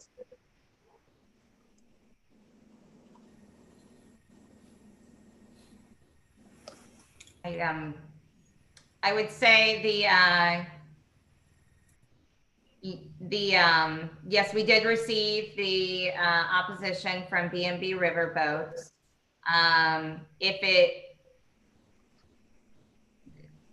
I was operating forward on the presumption that it was the will of the board to enter into this public-private partnership with this vendor. We, at various points, I believe, we trying to think back even to the start of this project, where there was the public bid and there wasn't the determination to go to the construction manager at risk. I think the fair answer is that we have not conducted a great amount of community engagement about the location. I thought in this situation, the location was that was the desired location of the vendor that we determined to enter into a public-private partnership. And if I could just add, Mr. Chair, it's interesting that B&B Riverboat sent that letter this month, because you'll recall that they sent a different letter the previous month saying they would like to be the operator at that location, they have an operation across the river, and I think they see this as competition to them. The choice of the public landing was chosen because much of the additional cost, much of the cost that was bringing this up to $5 million was because of the severe height difference between the edge of Smale Riverfront Park and the base level of the river. And so to try and bring people from the height of Smale Riverfront Park down to the base level, all of that decking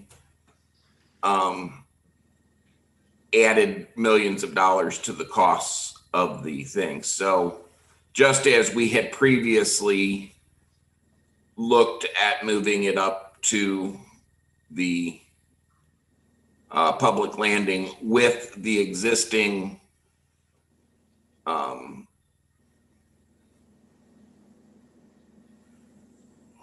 I can't think of the word now, but the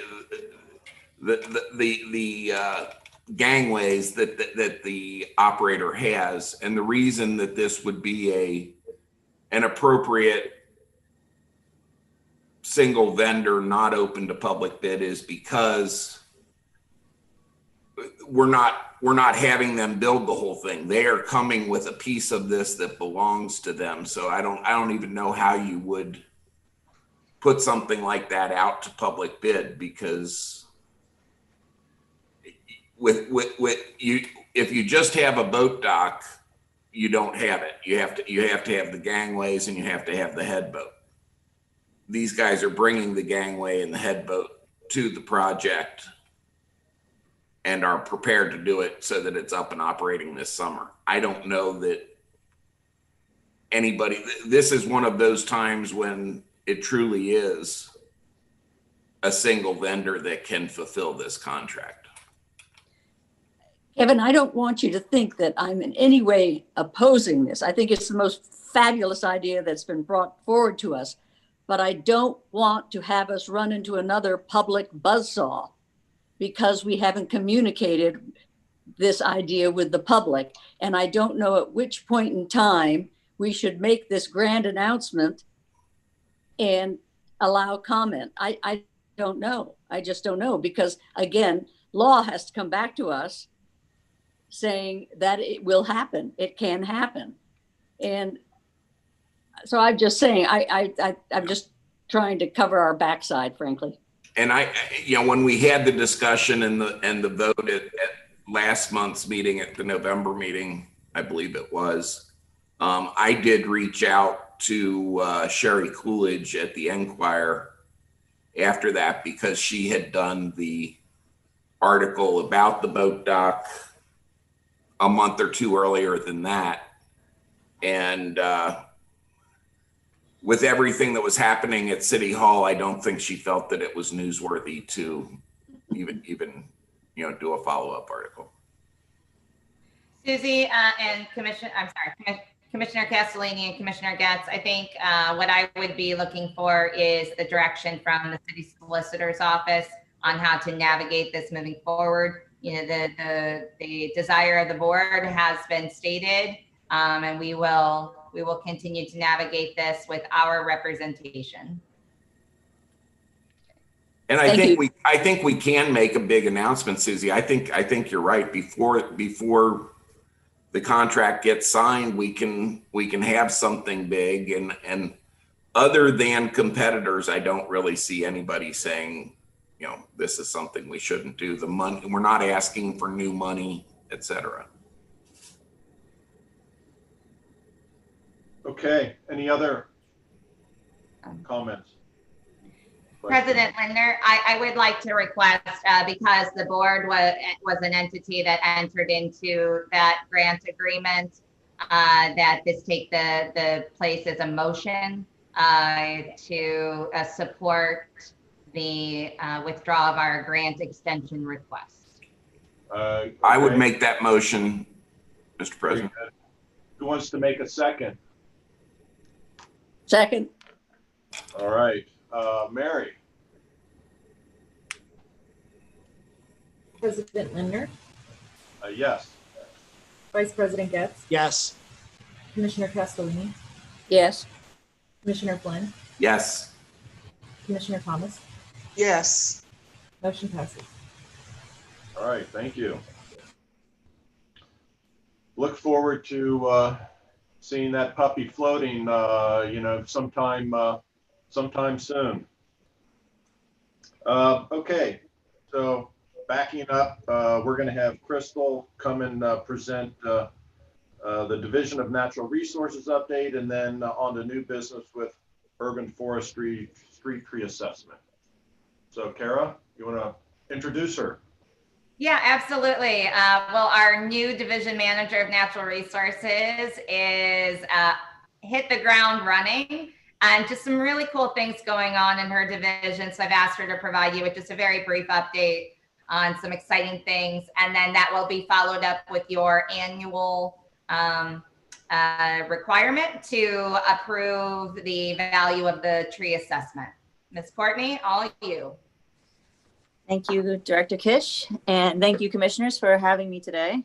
So I spent the past few months really getting to know our team, and I will say it is one of the greatest honors that I've had in my professional career thus far to get to know such an amazing staff that we have accumulated here within the Division of Natural Resources.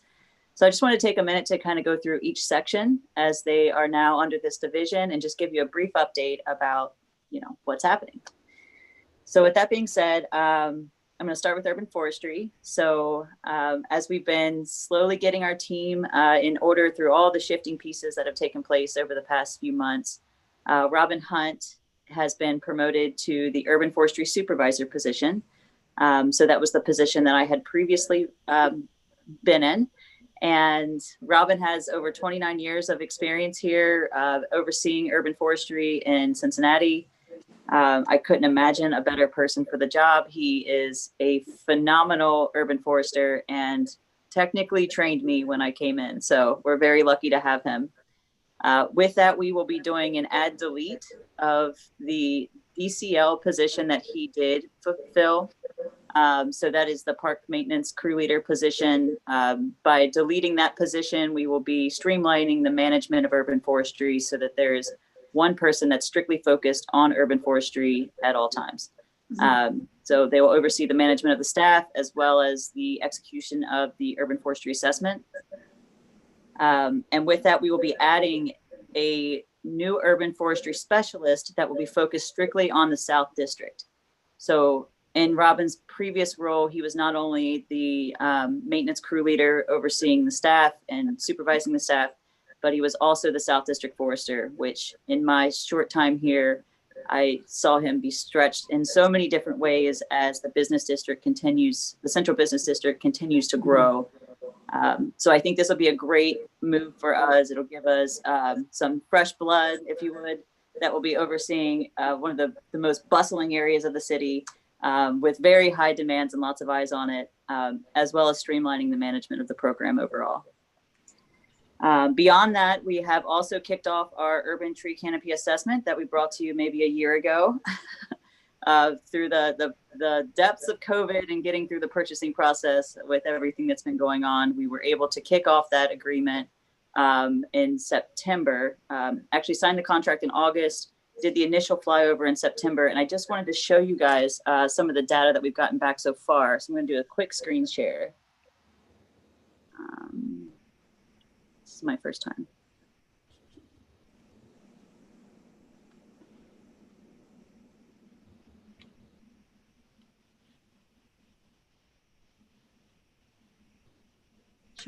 I apologize. Are you waiting on me for a moment? No. No, I was hoping I could share the PowerPoint that I have, but I'm not going to. That's okay. I'll figure it out next time. But the data's coming back. It looks great. It's very detailed. I can send it to you all after this. And Matt DeBone is going to be doing a very in-depth review of it along with the project timeline here in the next couple of months. So, so moving on to conservation and land management. This past month, we kicked off the invasive species contract in Burnett Woods. We've done an initial site visit with the community leaders that have been hot and heavy in there cleaning up the invasive species in what we call Area A, which is just beyond the bandstand. So we had park staff, the contractor, as well as integral members of the community come together to walk the site and get a baseline plan together. The next steps, the past few months, or for the past couple of weeks, the contractor's been out there doing a thorough mapping of the invasive species that are on site to develop a management plan that will take place over the course of the next few years. So as that rolls out, I will keep you guys apprised.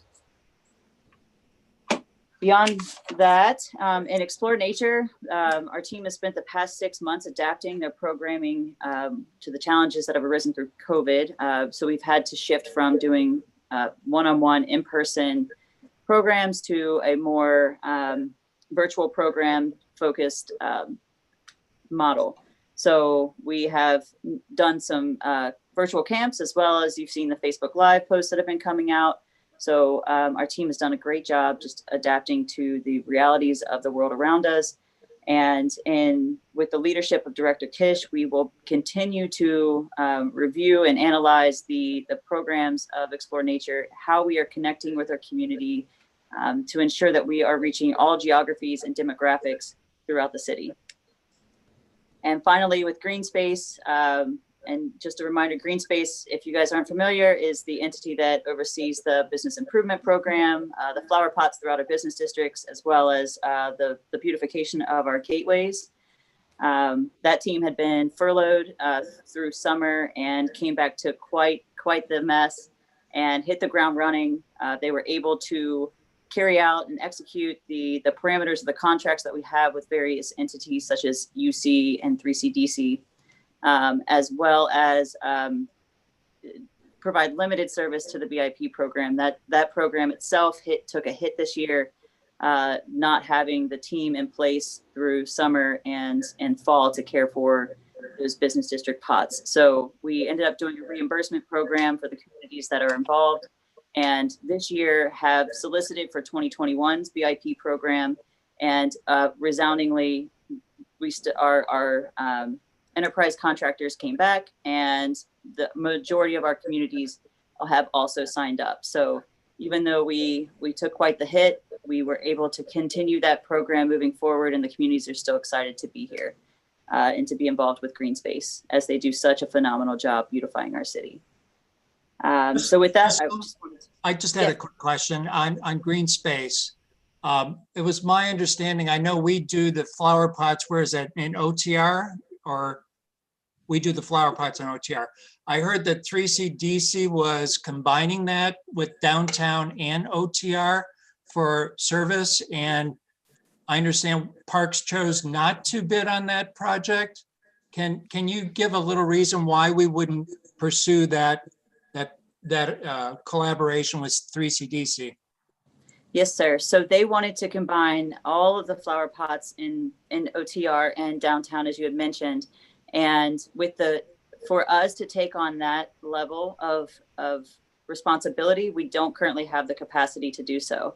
We would have to purchase an additional truck to water that in order to maintain the business districts throughout the city, as well as taking on the additional responsibilities downtown. We would have to purchase a vehicle, hire more staff, which we could do within the next year or two, but just with the process in the city to purchase a vehicle or to add any new staff to our TO, it just wasn't feasible for us to move forward in the timeline that they had outlined. They wanted a bid back to them within, a month of that first discussion. And that's right whenever I came on. So just in speaking with Ann Ullman, who manages the program, we determined that this year we were going to take a step back from that. And actually with that, it gave us the opportunity to have a direct conversation with 3CDC about what the real benefits of Green Space are, which is beyond the flower pot program, they are gateway keepers. So we're in conversations with them now about potential gateways that are coming into the city, areas that are just kind of overgrown, that green space has retrenched from over the years, and looking at refocusing our attention on those physical, landscapes rather than a flower pot program. But it did give us the capacity to expand the BIP program to communities that haven't had it before. So by allowing, Flower Trolley to take the contract downtown this year, we're now expanding into Northside and some of these other communities that have been waiting for the opportunity for the BIP program in these smaller neighborhoods. And with that, I'll take any other questions on that, but that's the DNR update. Mr. Chair. Kevin, go ahead. I think it's all very exciting, Courtney, and especially, I'm a data guy. I love to see the data, and I think that people in the city like to see the data too. So I would just encourage, one of the things that I've found over the years to drive traffic to a website is if you keep that website alive by adding content. And all of those projects that you talked about today, the 3 different areas that you talked about, I think would be great for content on the website. And so, working with Rocky and the rest of the team to, show the city what it is that your parks are doing for them. Mm-hmm. Yeah, from my understanding, I believe we are getting a new website, and Rocky can speak to that. And whenever we go down that road, I believe we will be doing kind of an overhaul, is my understanding. I have a very important question. Yes, ma'am. What is growing behind you? I was going to it's coleus, actually. So we had a green space seasonal who did a cutting like my first couple months that I was here, and it's been growing nonstop. I don't know if I can. Yeah, it looks like a small red tree. Fabulous. Thank you. My pleasure. Any other questions for Crystal on that subject? Okay, why don't we, good, exciting stuff, and I look forward to seeing that data. Very curious about that. Anyway, and as well as hearing Matt's presentation in a couple of months. So looking forward to that. So do you want to then just shift into the urban forestry street tree assessment? Yes, sir. So as you know, each year we come to you with our proposed budget for the following year. So this, I am presenting to you today the 2022 urban forestry assessment. So with that, the budget for this is much the same as it was last year. This will be the second year that we will be realizing the benefit of having a GIS analyst on staff. So I had brought to you last year the updates that Matt Zabona had pulled together for us, identifying almost $300,000 worth of assessment funding that we were not receiving in the past due to, really pulling in the capacity of using geospatial information to give us an adequate data-driven, version of what the assessment should be. So with that, this assessment for 2022 is relatively almost exactly the same as it was for 2021. And so 21 cents per linear foot is still the same. So everyone throughout the city will be assessed the same amount as they will be here this December. Some of the changes that I might call out, and you can find within the board report, is in the recommended budget report. So with the shifts that we've had in the division, we will have 50% of the division manager's salary, so my salary coming from the urban forestry assessment, as well as 50% of the GIS analyst. Now that the GIS analyst has moved to operations and is focusing on more park stuff in addition to urban forestry things, we split that amount, and we tend to keep track of our hours and what we're focused on throughout the year. And it gets more finite as we get through the year. But just for the sake of this budget, I wanted to at least show that we were splitting half of our salaries from Fund 792, as well as from the park board. So in addition to that, the personnel section also represents the changes that I had spoken to earlier. So a deletion of the DCL position, the addition of the forestry specialist position. And as I had presented last year, our plan is to have an in-house tree crew. We do not have one now, and with COVID, we were not able to realize the addition of that personnel, which would be adding a tree crew leader to our team that would then operate putting out fires, if you would, in the forestry. So tending to the work orders, issues that come up, at the drop of a hat. You have a hanger in a tree, it needs to be taken care of. This crew would be able to go out and address that immediately, which gives us less reliance on a contractor and more a better customer service overall is the goal. In addition to that, we have been cycling through determining what our capital equipment replacement would be. And with the assessment from years past, we have found that we have an accumulated budget that we will be spending down over the next year, specific to capital equipment replacement and additions, as well as getting caught up on our preventative maintenance cycle. One of the things that I had found in my year and a half of being here is that the preventative maintenance cycle was behind roughly 2 to 3 years. I know a lot of that was due to the shift in focus from PM, the preventative maintenance cycle, to tackling the emerald ash borer removals. And so now that that is behind us and we're moving forward, any excess funds that we have, any shift in funding that we can afford will be used to get caught up on PM. And so my estimation is that by this time next year, by spring of 22, we will have our preventative maintenance cycle caught up and back on track on a 6-year cycle. Beyond that, you challenged us last year to increase our planting numbers. And so we were successful this year in increasing our number of trees planted throughout the streetscapes by 25%. That took us from an average of roughly 800 or 1,000 to like 1,300. So we met that call, and our foresters are out there every day, still working through a tree inventory, identifying every single spot through the city where we can plant that's feasible, and then planting it out as we go. Overall, that's the big picture. Those are some of the major changes. Operations in general technically remain the same as it has for the past 30 years. We do have some contracts that are coming up this year with our emergency maintenance contract is up, our planting contract is up, as well as our PM removals contract. So for the next few months, those are things that we'll be getting out to bid to just keep the train moving, if you would. So I'll take any questions, comments, or concerns. Anything for Crystal in that subject?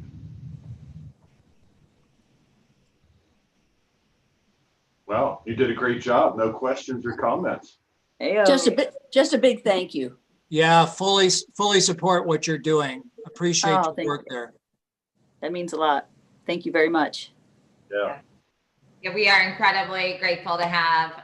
That was an easy recommendation to make to you for Crystal's appointment, but we have a little bit of business to accomplish. So it is that the staff respectfully request that you approve the assessment at 21 cents per linear foot and the budget as presented.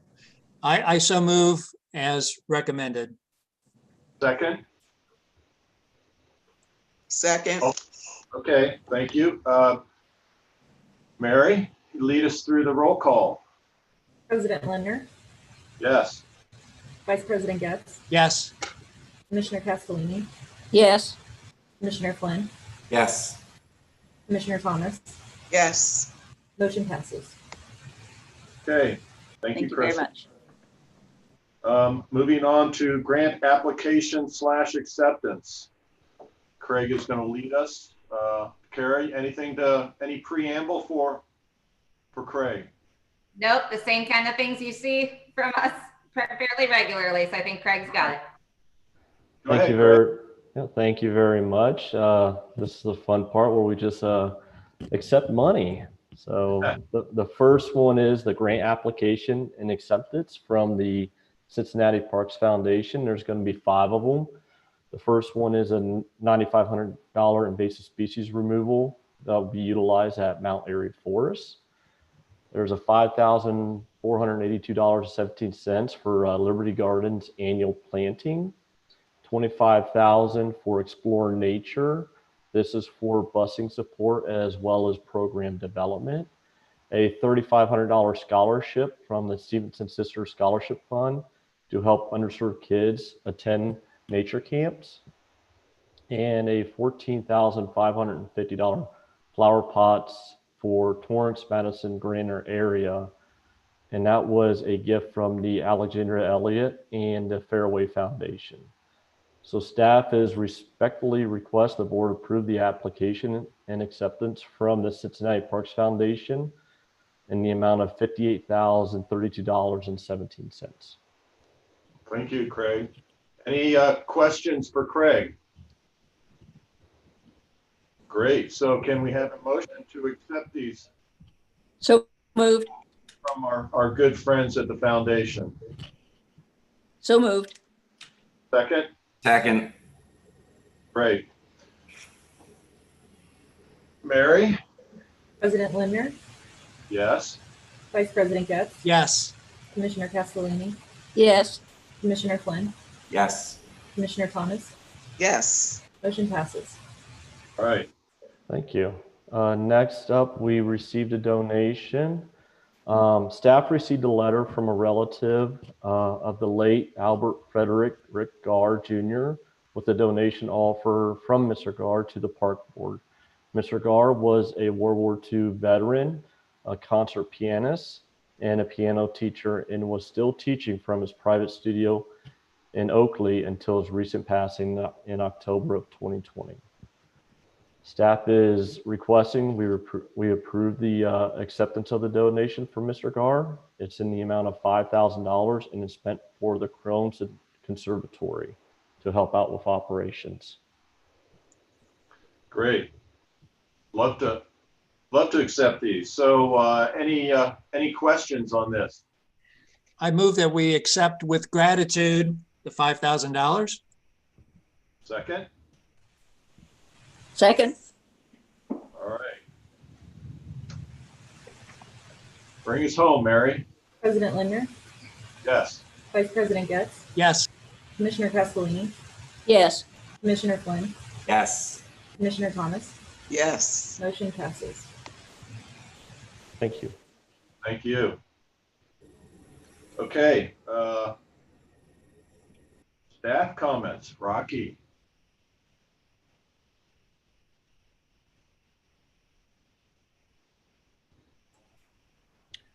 Good morning, everybody. Just barely. Yeah, you got 8 minutes before it's afternoon. All right.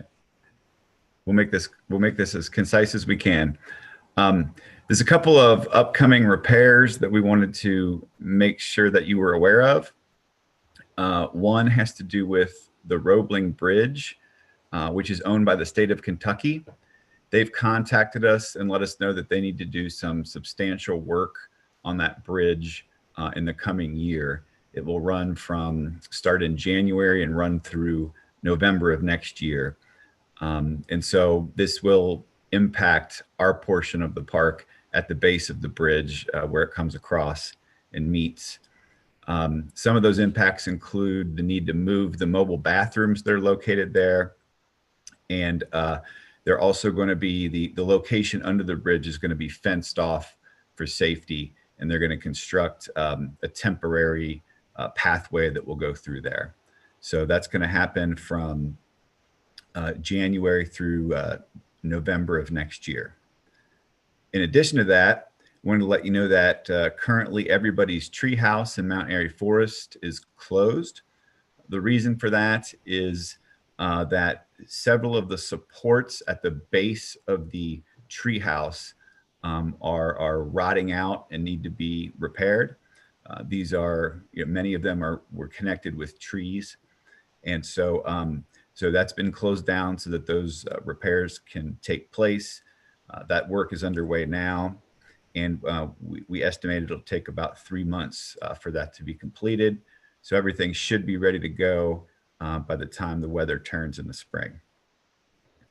And just like we always do, we've been and are prepared to keep you all updated, but also the public and the folks that are in those parks along the way. We'll be keeping them updated on the work that's happening. So in the good news category, we wanted to let you know that there are some projects coming forward that are nearing completion. One is the Kyle Plush Pavilion in Stanberry Park. That construction there is wrapping up. It looks great. And so right now we are working with the Stanberry Park Advisory Council, as well as the Plush and Zering families. And of course, our partners at the Parks Foundation, who are part of this project, to coordinate a recognition for that. It's probably going to be a combination of something virtual that would happen now. And then the family is very interested in doing an event in the spring when the weather warms up. So we will keep you posted on that. We also want to let you know that you might recall this, you all approved the placement of a Marion Spencer statue in Smale Park. That was a project coming forward by the Women's City Club. And that is the statue's coming along. It looks great. And right now they're just finalizing the details on the installment of the statue. So we have been in close coordination with the Women's City Club on a similar effort. And we're getting footage of the statue as it's installed. And we're putting together a recognition for that one as well. And then the last thing I wanted to mention is Crone Conservatory. As you're aware, unfortunately, Crone's closed right now because of the pandemic, but we're still celebrating the holiday season. This week, we released a virtual tree lighting video that kind of has a special recognition included for Andrea Shetman, who's just retiring. That went over very well. It was very well received. And I will, after this meeting, I'll send you all a copy of the video so you can make sure to see it if you haven't seen it already on our social media. And then the other thing that's happening is because the show is going to be closed, throughout the holiday season, there's a lot of the plant material left that we don't want to go to waste. So what the staff is doing is they're selling poinsettias from the holiday show for $3 each. And people can go on right now on the website, register to purchase their poinsettias. All the money will go to benefit Crone Conservatory, where obviously revenues are down, given that they haven't been able to be open like they normally would. And also it's a way to reuse and make sure that plant material doesn't go to waste. So anybody interested should go in and place their orders. Other than that, I just want to wish everybody a healthy and happy holidays. And here's to a, let's all hope, brighter 2020 ahead. Well, couldn't get much darker, could it? Just when we think we've hit the bottom, right? Yeah, I know. I should shut up. Well, thank you, Rocky. Good information, and sounds like quite a deal for those poinsettias. So yeah. Everybody, make sure you get your orders in early because I'm sure they're going to sell out quickly. Mr. Chair? Yes. Quick question for Rocky. On the Roebling Bridge repair, I thought I read somewhere that the foot piano was going to be out because of that. So is that the same time? Does it come back on stream in the summer? Yeah, that's correct. Appreciate you mentioning that. Yeah, the area that helps control the piano is going to be inaccessible, so they're going to have to take it down, disassemble it. I don't know if Cindy's still on the call. She may know the timing of it off the top of her head as she's managing the project, but if not, we'll certainly get it for you. Okay, thank you. Any other questions for Rocky? Okay. Thank you, Rocky, and happy, healthy holidays to you as well. Next up is commissioners' comments. Anybody? Open it up. I would just add one. We had a presentation from a group of people in February of this year about a dog park in Clifton at Denora Park. And I have fielded follow-ups from those presenters and would like to officially turn that back over to the director and the park staff. We made a commitment in the February meeting to pursue conversations with this and to engage and explore the concept and bring the item back to the board. So I would ask that the board take that one off my plate. Thank you. Okay. Any other comments from commissioners? Okay, well, we are going to go into executive session. And when we come out of executive session, we're basically going to be adjourning. So we will be, when we go into executive session, the live stream will be discontinued. So if for those of you that are watching, want to stay tuned to watch us adjourn, feel free to do so. But I would assume people have better things to do with their time than that. But, whatever, your call. So we need to, let's see, first I've got to read this, and then we have to have a roll call vote. So I move that we enter into executive session pursuant to Ohio Revised Code section 121.22 parenthesis G to consider the employment, compensation, and discipline of public employees. So Mary, would you lead us through a roll call vote? Could I just get a second on that motion, please? Oh yeah, I'm sorry. I'll second. Thank you. President Linder? Yes. Vice President Getz? Yes. Commissioner Castellini? Yes. Commissioner Flynn? Yes. Commissioner Thomas? Yes. Motion passes. Okay, you let us know when we're